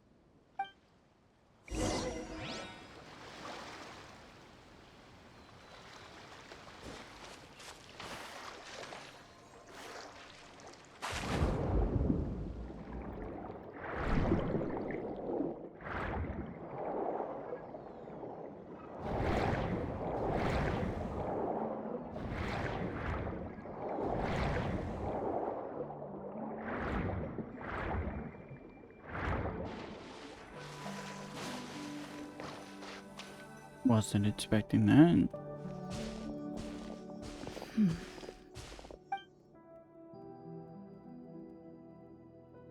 Oh, what's the matter? It's nothing. As you step into the cave, you find yourself in an eerily quiet space. Before you lies a narrow passageway that appears to trail off endlessly into the distance. Okay.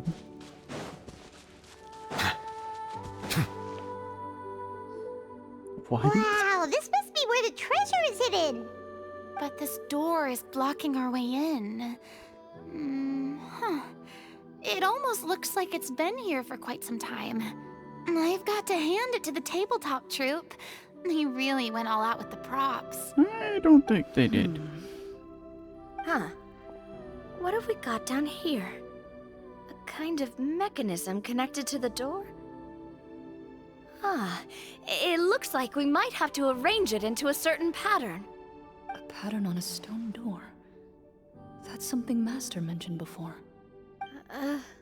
Is something wrong, Clorinde? After a long, difficult journey, you finally arrive at the location indicated by your map. It appears to be an ancient site of some sort, where treasure likely awaits. Your surroundings are exceedingly quiet and serene, as if the secret that slumbers here has never once been disturbed. If you listen closely, you can almost convince yourself you can hear the sound of its calm, gentle breathing. That description makes Paimon feel kinda bad for disturbing this place. We're doing this for the sake of the people, to free them from the evil sorcerer. I say it's time for this treasure to once again see the light of day. Linny's right. We need to keep going. The future of the kingdom depends on it. The next part of the story requires us to solve the puzzle, right? Let's start exploring the area. Yes, that should be fine. Something feels off about all this. Guess I'll just have to improvise. Oh. That not good.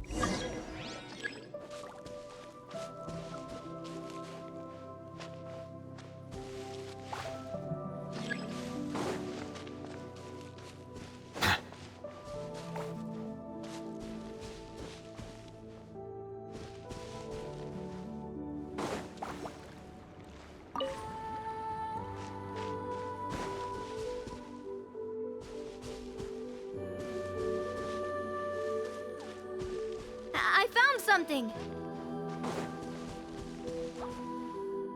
Found something here, too. Hmm.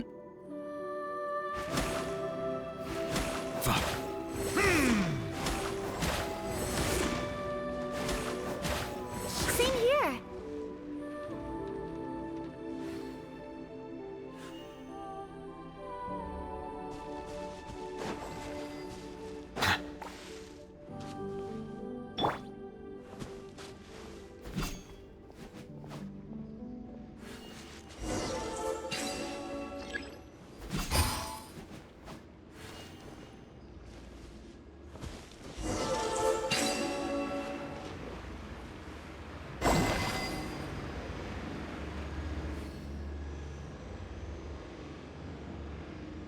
Okay.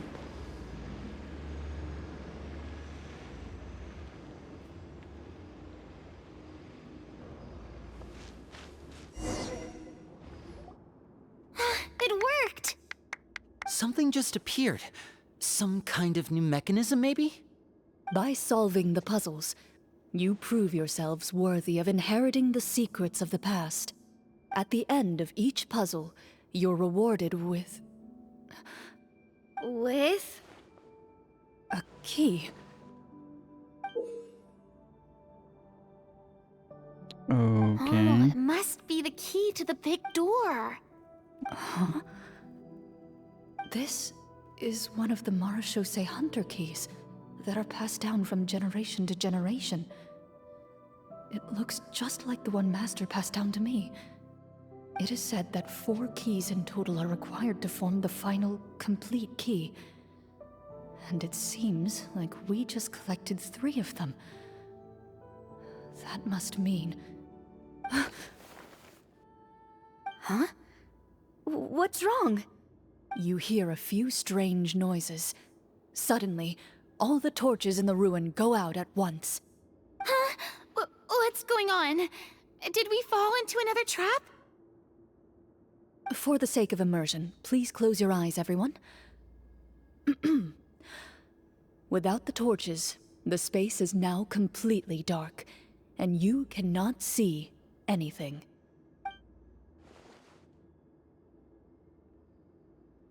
But Paimon can still see a little bit over here. Don't break other people's immersion. Oh, right. Sorry. Suddenly, you hear the sound of footsteps pierce through the darkness. There's someone else here? Oh, this is so unsettling. I can't see anything. I've been discovered then. Wait, that voice, it's... You recognize the voice as belonging to the guard who led you to this place.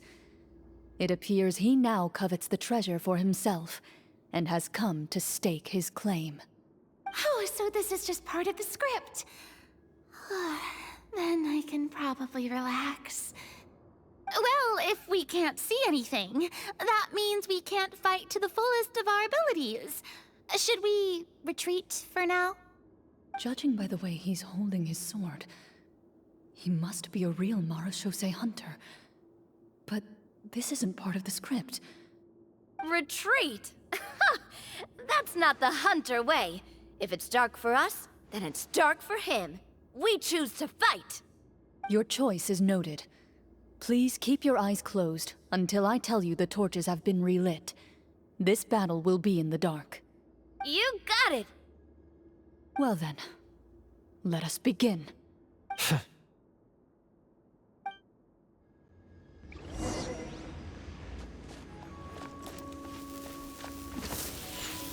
Into the shadows.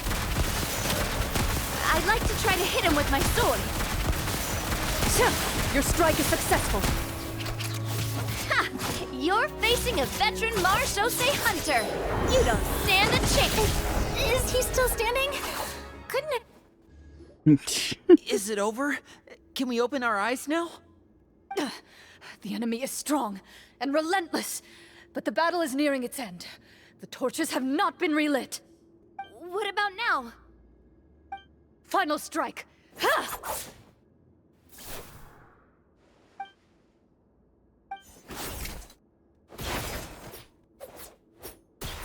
Damn. Oh, well, did we get him?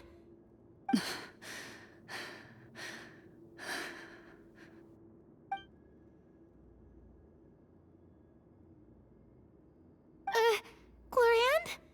Warm fire flickers across the walls once more. Your vision is now clear. In an impressive display of courage, the 4 of you successfully defeat the uninvited guest. That look in his eyes. It's like he became an entirely different person as soon as I defeated him. Huh? Mr. Florian? Oh, wait. We're supposed to be role-playing. I should stay in character. Speak your name, guard. Why did you lead us here just to betray us? Is this treasure really more important to you than bringing peace to the kingdom? What kingdom? What peace? Those were nothing but lies! I, Florian, am a true Marechaussee hunter, descended from hunters of ages past. So he's also using his real name. Or, wait, was that the name of his character from the very beginning? Then I'm even more confused. If you truly are a Marechaussee hunter, shouldn't you want to help us just like you said before? Shouldn't we fight together for the sake of the people? What do you know? In this day and age, there's no glory to be had as a Marechaussee hunter. What's that supposed to mean? My skills were passed down to me by my father. We lived a life of obscurity in the remote wilderness. Still, he devoted everything he had to being a Marechaussee hunter. And what did he get in return? A life of poverty and pain. In a world that forgot all about him. When he died, not a single person came to mourn his passing. The Marechaussee hunters were the ones who saved this city. We're heroes. We deserved more recognition and respect than this. Is he talking about how no one in the capital seems to remember the hunters and their legacy? I didn't expect the script to contain this level of social criticism. So that's why you want to take the treasure for yourself? You feel like you're owed fame and wealth? If you already knew where the treasure was located, why didn't you just come down here and take it? Because I still needed the final key. Only a true Marechaussee hunter is capable of passing through this final door. As someone who sought to hurt others for his own gain, Florian lost that right long ago. Okay, but what is this treasure anyway? We've got all the keys, right? So can we just go in and take a look? You're sure you want to go in? We've been talking about it for so long, of course we want to see what's inside! And we've already defeated Florian, right? So he won't try to take it from us anymore. Pesky brats. Watch yourself. Then let's open the door together. All right. Your choice of action is confirmed.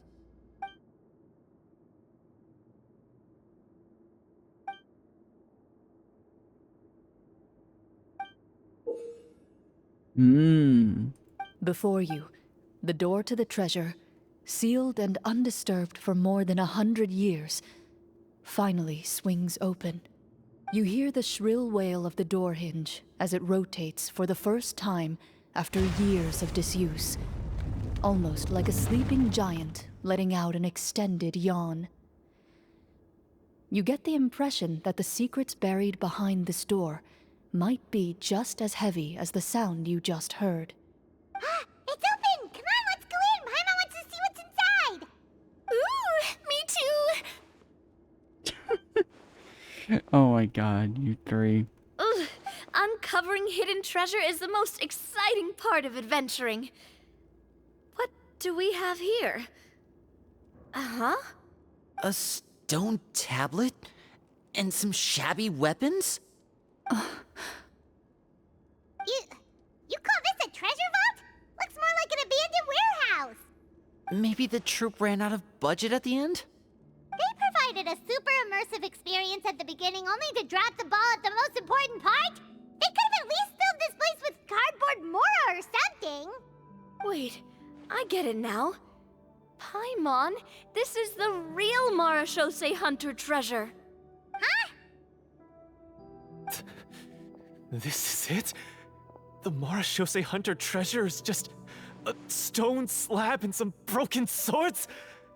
I can't believe it. I refuse to believe it! Whoa, are you okay? The Marechaussee hunter before you appears to suffer a serious mental breakdown. He needs to leave the room for a moment to collect himself.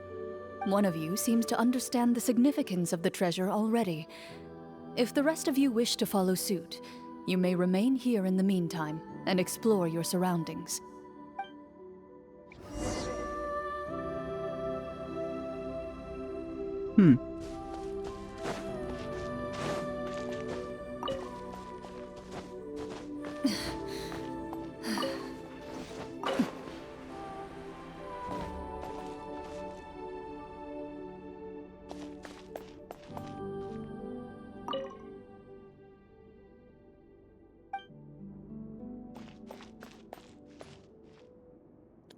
Ooh, forget the name of those bows.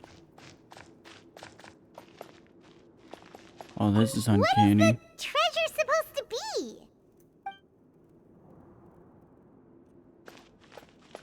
The old and broken weapons. Ah, the names on the tablet. Walter. Let's say, I think this is the first time we actually have it where we as the player, we're not even given the option to walk around. We're just given the option to play as the character. That's a first. That's actually a first. We're not even given the choice to walk around as a traveler. We're forced to be Clorinde. That's actually a first. So, how are you doing? Feeling any better? What just happened? Do you remember how you got here? Or what happened to your body just now? I remember now. I brought you here because I wanted to... The explosives in the cave! You mean these? Huh? How did you... I could tell something was off the moment I stepped into this cave, so I kept an eye out. I've already dismantled the whole thing. So the strongest champion duelist in all of Fontaine saved the day once again. Guess I shouldn't be surprised. It would seem your skills as a Marechaussee hunter are as sharp as ever. I deserve some answers, don't you think? Tell me why you wanted to lure me here. Everything you said earlier sounded like the truth. Luckily, your monologue was dramatic enough to convince my friends you were just role-playing. I don't know. I just always felt like there was something in my heart that didn't belong to me. Something agitated and angry. Who knows? Maybe it was my own anger all along. I could never really tell. The feelings about my father and the other Marechaussee hunters are real. It just wasn't fair. I was angry, bitter that no one remembered them or praised their accomplishments. I don't know when it started, but at some point, my anger came to completely consume me. At that point, I remembered the legend my father used to tell me. The one about the treasure. But if the treasure was all you cared about, why plant all those explosives? Wouldn't they just destroy the treasure and bury you along with it? I can't remember. My head is a mess. It felt like there was this voice telling me to eliminate the hunters, but now it's gone. From your description, I suspect you were dealing with a devorator. Devorator? Oh, your master... your father, I mean. Never talked about it? It was a kind of monster that was active several centuries ago. No, I've heard of it. I'm just not sure why you suddenly... Wait, it can't be. The seal! The seal? My family has served as Marechaussee hunters for many generations. But the title and swordsmanship weren't the only things passed down over our line. There was a seal as well. My father instructed me to always watch over that seal and maintain it regularly. He said it had been passed down over a truly ancient age, and protecting it was our clan's most important duty. But I neglected that duty after he died. I finally decided to come down and check on it one day, and that's where my memories become fuzzy. The Devorator would be a formidable adversary for any mortal being, even ones as capable as the Hunters. If you lacked the power to completely destroy it, you could easily fall prey to its influence and corruption. In light of this, some Marechaussee hunters chose to seal the Devorator away, in the hopes that a permanent solution would come with the passage of time. I heard it has the power to amplify the obsessions and desires in people's hearts, to the point where they overtake you entirely. It would seem I'm not just lacking in skill with a blade, but in mental fortitude as well. And yet, you were able to retrieve 3 of the 4 keys. If I remember correctly, each was entrusted to a respected and capable hunter. How did you manage it? One of them belonged to my father. The second I stole from a different hunter. And the third was one that I snatched while the person was on the way home from the tavern. I nearly died in that alley. I know just how strong you are. It's as clear as day to everyone in Fontaine.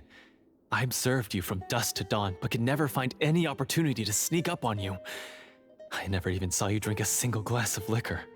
The only way I could think to obtain that last key was to lure you here using your hobby, and then... Oh, I get it now. That monster, it wanted to bury you here alongside the treasure. I won't comment on anything else, but the script was good. Well, I did pour my heart and soul into it. The stories my father used to tell me about the glory of the heroic Marechaussee hunters and how they came to be forgotten. It's more than just a story. Huh? You're proud to be a hunter. You're still holding onto that part of yourself, no matter how small. I have done so many despicable things. I have nothing to be proud of. Then explain the purpose of the evil sorcerer in your story. Huh? Isn't he the true antagonist? The one who sought nothing but his own gain, and used the people as pawns to attain it? In your heart of hearts, he was the one you truly wanted to defeat. But I've already tainted my sword. I no longer have any right to... Wake up, Florian. Remember how you introduced yourself earlier. Do you really think the hunters acted out of a desire for honor and glory? Or to be loved and acknowledged by the people? What did your father teach you about our order? You do not wield your sword for yourself, but to protect those you serve. There's nothing special about a blade. It's the intentions of the wielder that matter above all else. Do you still not understand? Even after seeing the treasure for yourself? The contents of that room, they represent the true legacy the hunters left behind. You're right. I am a Marechaussee hunter. It's time for me to redeem, to finally serve the people I vowed to protect all along. I wouldn't be so quick to push aside the need for redemption. I know. That's a charge I won't bother to defend myself against. Good. Then, come with me, and help me see the script through to the end. Huh? See the script through to the end? But there's no more script left. Never finished it, huh? No, I mean, I wrote the script with the sole purpose of luring you all here. There was no reason to write beyond this point. Then we'll just have to keep writing it. The evil sorcerer still needs to be defeated. You mean the Devorator? Are you saying I have to make up the rest of the script as we go along? Is that really so hard? You've already written most of it. Surely you can write an ending where the hunters win and justice prevails. I'll be there to help you too. You aren't afraid your party will fall into danger? I know what my friends are capable of, and they're all quite skilled. Besides, I need their help. Then, are you going to tell them the truth about all this? I don't intend to spoil the fun. Sometimes, protecting dreams and fantasies is more important than exposing the truth. Don't you think? That's sweet.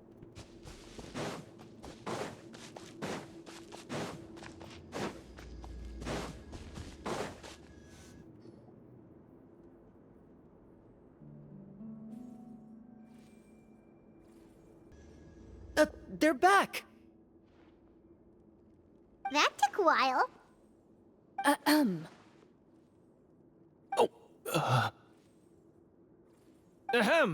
My fellow Marechaussee hunters, please forgive me, for I have sinned. Tone it down. Sorry. After crossing swords with you and witnessing your courage in battle, I've rediscovered my true self and regained my pride as a Marechaussee hunter. Oh, do I smell a redemption arc? I confess, I was brainwashed by the evil sorcerer. He asked me to lure you here so he could bury you in this cave.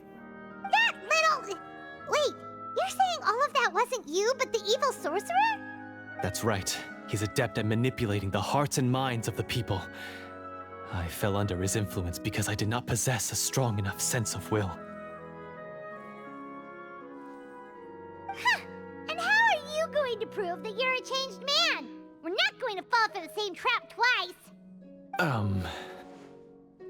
To be perfectly honest, I only came to my senses after seeing the treasure. It reminded me of my father's past teachings. The treasure was actually... The names of all the Marechaussee hunters from ages past and their weapons? Wait, you already know? Of course. Don't underestimate a veteran role-player's exploration skills. Oh, wait, I mean, Marechaussee hunter Navia's exploration skills. We just finished reading through the content of the stone tablet. That tablet recorded the lives of some fascinating people. For example, this Marechaussee hunter called Est. She inherited the responsibilities of the Golden Hunter and passed judgment on many people. But in private, she had a very easygoing personality. Her favorite pastime was singing and dancing with her friends, and she was said to have a beautiful voice. So, she was just like you. Oh, you really think so? Well, when you put it that way, I suppose I also have a few things in common with this Walter. Working as an executioner, he supposedly used a countless number of tricks to confound his enemies in battle. Oh, if only I could have seen the feats of magic he pulled off back then. Their lives were all so exciting. You could write so many cool books about their accomplishments. How could they have all been forgotten? Just how time works. Because they chose to be. To hunt monsters that only appear in the shadows, you must also operate in the dark. To be a Marechaussee hunter is to willingly give up on wealth and fame. Then this stone tablet must have been left behind by their companions. That's right. Few Marechaussee hunters ever revealed their identity to the public. They always protected the city from the shadows. The only time they spoke of their accomplishments would be at night, when they gathered with their fellow hunters in front of the bonfire to share stories of the monsters slain by their hand. So, this tablet was created not so that the hunters would be remembered by the people, but so that they would be remembered by each other. Well, that's sweet. No wonder this place was so well hidden. You regard the stone tablet in solemn silence. The names of your comrades etched onto its surface serve as a reminder that you are never truly alone. The tablet proves that, although a hunter walks a shrouded path, it is not a solitary one. There will always be those who walk beside you, a fact that remains as true today as in ages long past. Their legacies shall continue to be passed down from generation to generation, as everlasting as the stone onto which their names are carved. Father, you once told me that I should seek out the treasure if I ever became lost. So this is what you wanted me to find.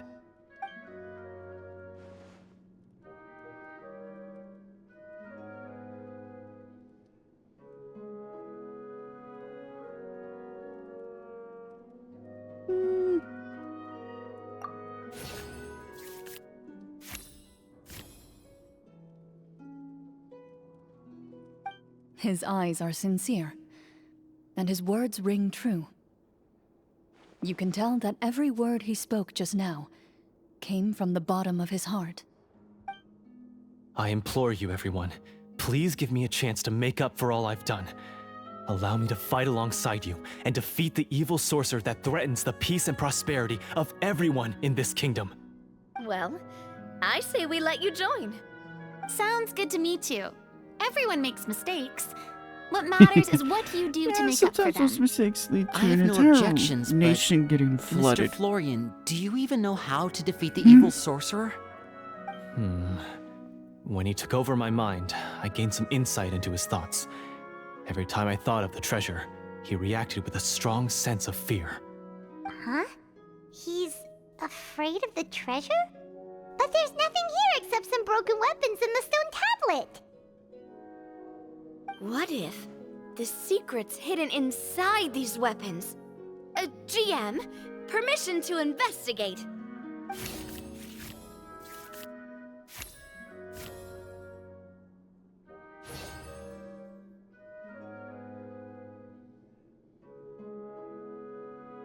At first glance, the weapons appear absolutely ordinary.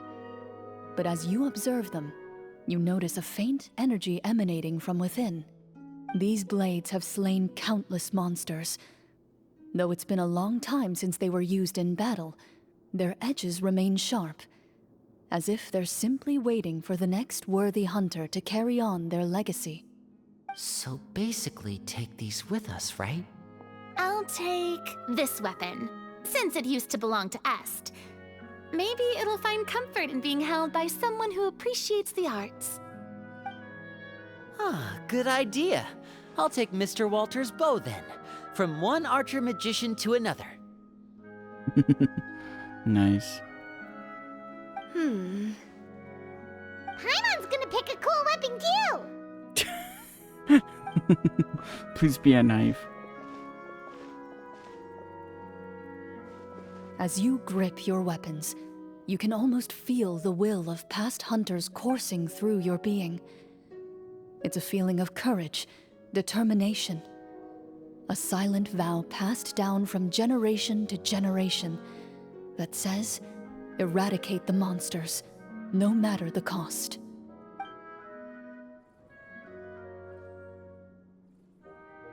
Mr. Florian, do you know where to find the evil sorcerer? I was able to see his surroundings when our minds were connected. I believe he's currently hiding out at the church in the kingdom. We must be extremely careful. He's spent so long living among monsters that he's now taken the form of one. He will not be easily defeated. Then why don't we explore some more and try to find some higher level gear? We don't want to just fight him and lose, right?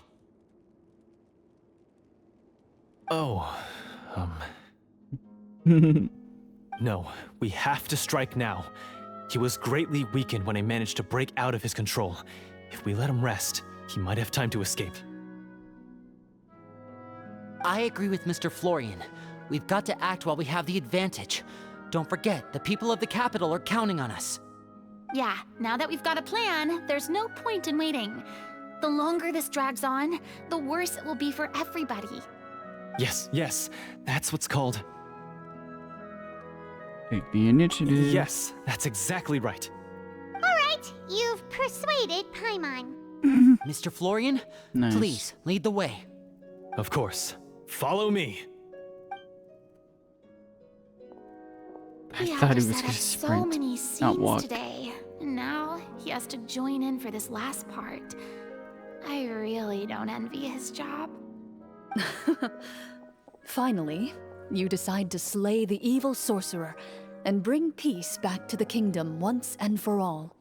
As you walk away, you feel the gaze of the stone tablet at your back, as if all the hunters of the past are wishing you success in the battle ahead and awaiting your triumphant return. Still more. Good lord. Finally, you arrive at the church Florian described. As you approach, an ominous aura surrounds you. You get the sense that your enemy is close at Squirrel. hand. How strange. This uneasy feeling seems so real. How did they manage that? Now, it is time for the final battle. Good. Let's go.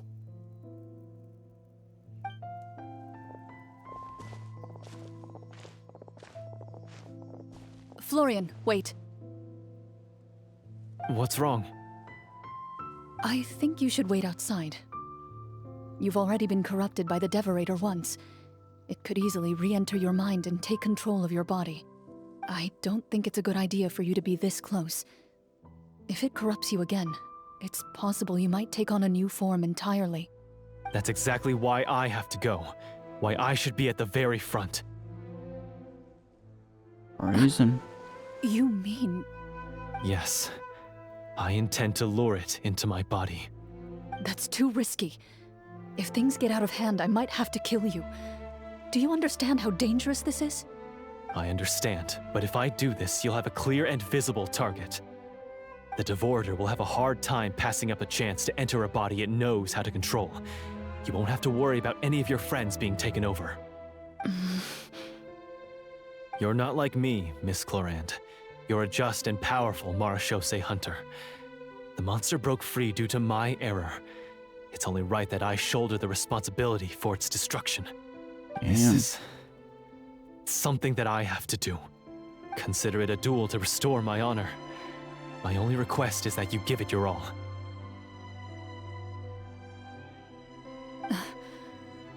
I understand.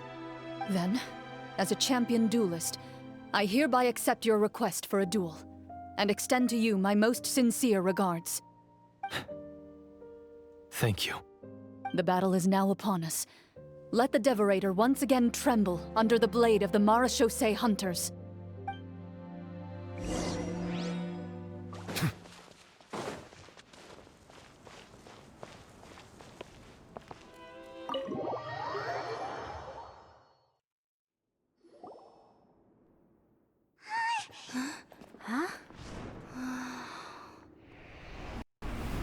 Okay.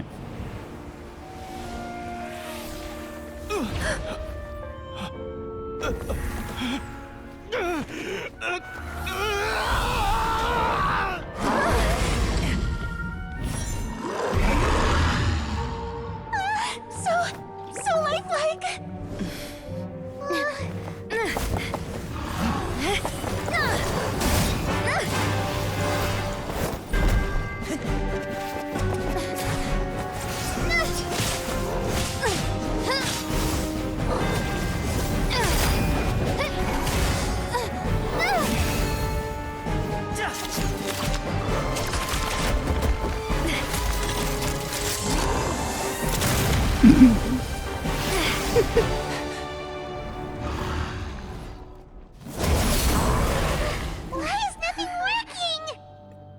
This foe is not invincible. You hold the treasure. The power to defeat it in your own 2 hands. The treasure? You mean... The names! It's the Marechaussee hunters' names! How are we supposed to... You forget, Paimon? There's still one skill we saved until the very end. Hunters fight not for fame, but to aid the people whenever they are summoned. Walter the Marechaussee Hunter, master of 1,000 tricks, executioner of the Phantom Hunters, I call for aid! Est, the Marechaussee Hunter, inheritor of Cassiodor's will, judge of the Shadow Hunters. Answer my call!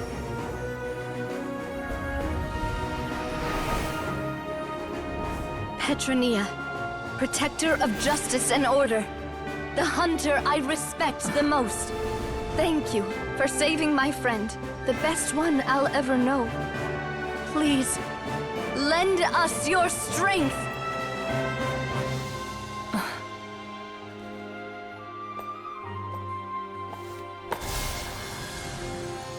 We have come to answer your summons.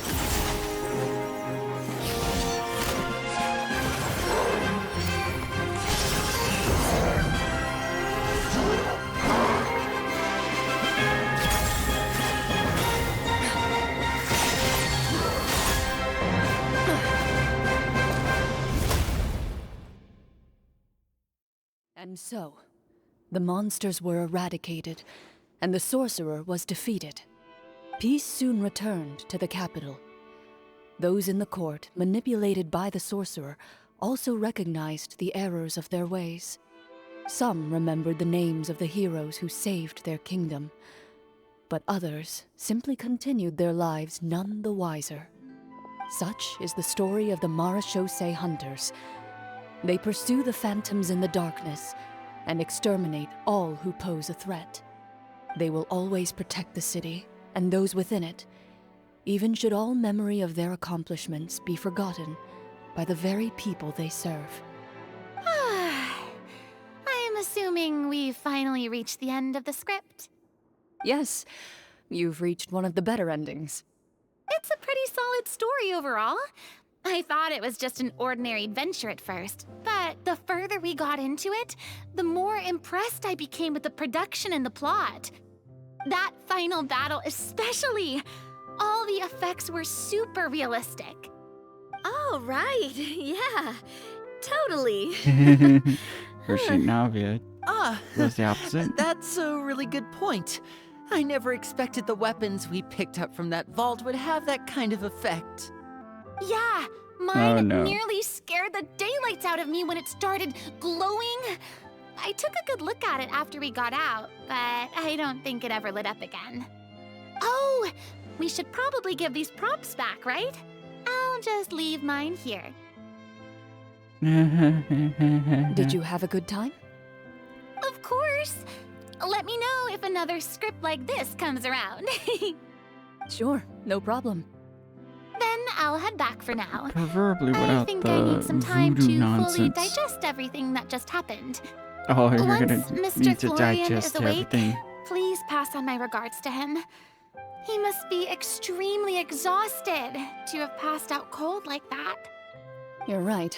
He's had a lot to deal with. Well, see you all some other time. Toodaloo!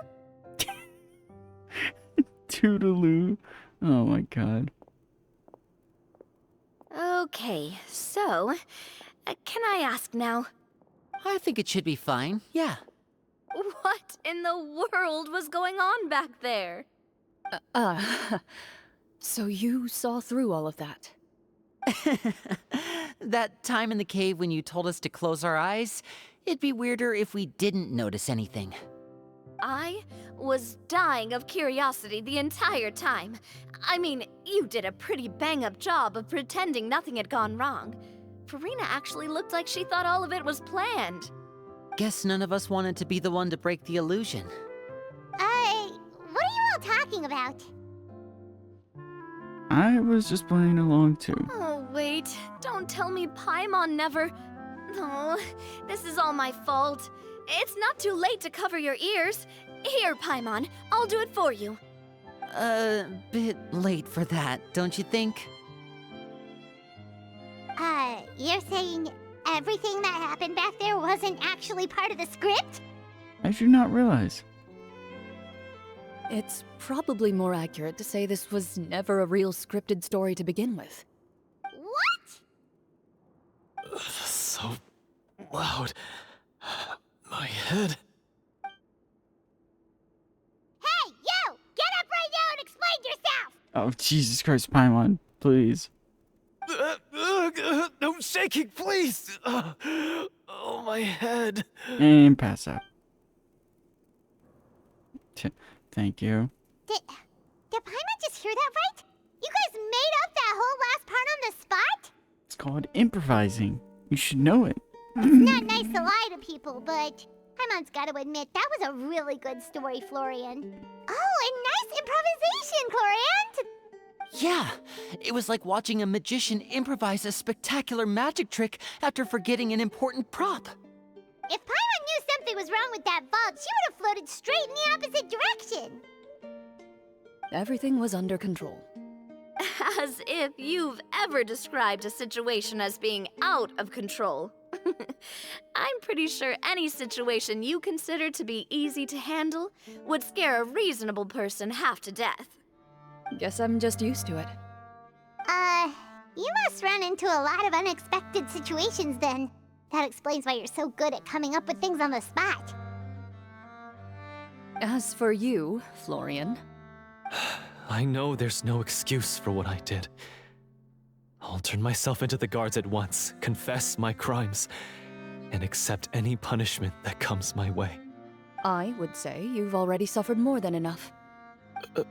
What? You may have been blinded by fame and fortune in the beginning, but your actions during the final battle had proven you to be a true Marechaussee hunter. You'll be far more used to the city above ground than below. Your job as a hunter is more important. But... Of course, you'll still need to take the keys and pay a personal visit to the 2 hunters you wronged. Prepare to accept any terms they give you as well. Yes, of course. As far as I'm concerned, though, your showing in the duel was enough to prove your honor. Then I'll do exactly as you said. I'll go return those 2 keys right now. Thank you so much, everyone. I'll do my best to prove myself worthy of the second chance you've given me. I swear this on my name and honor as a Marashose hunter. Until we meet again, everyone. As in, never. I'm sure no one will remember him.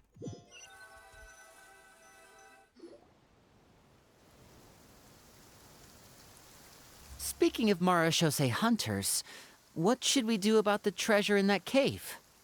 Leave it be. Are you sure? We could show it to people, make it so that the hunters are remembered. Nope. Don't you want that? No. Best they stay Every book name too. on that tablet made the same choice. All hunters know what the path entails.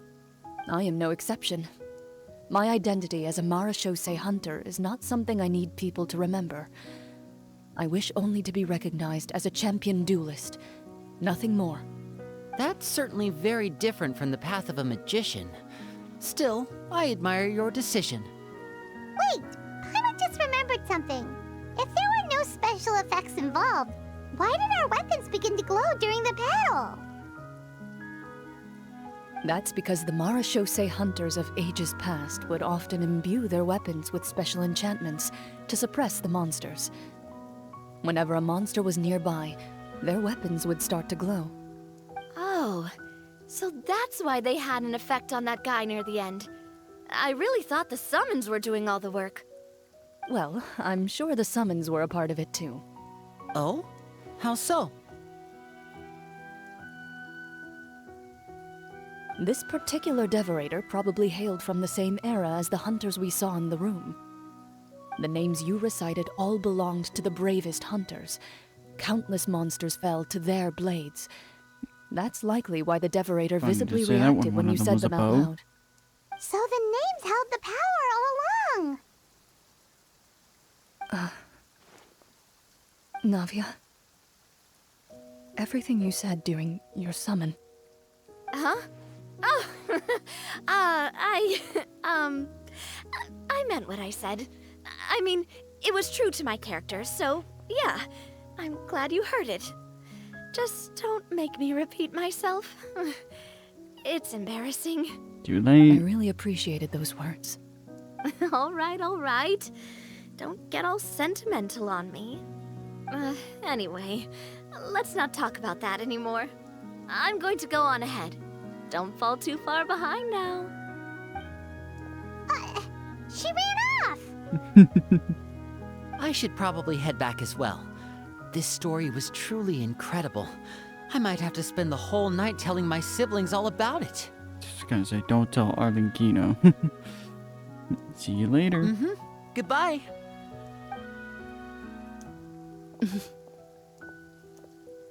Traveler, should your name and deeds be forgotten, what do you think the significance of your journey will be?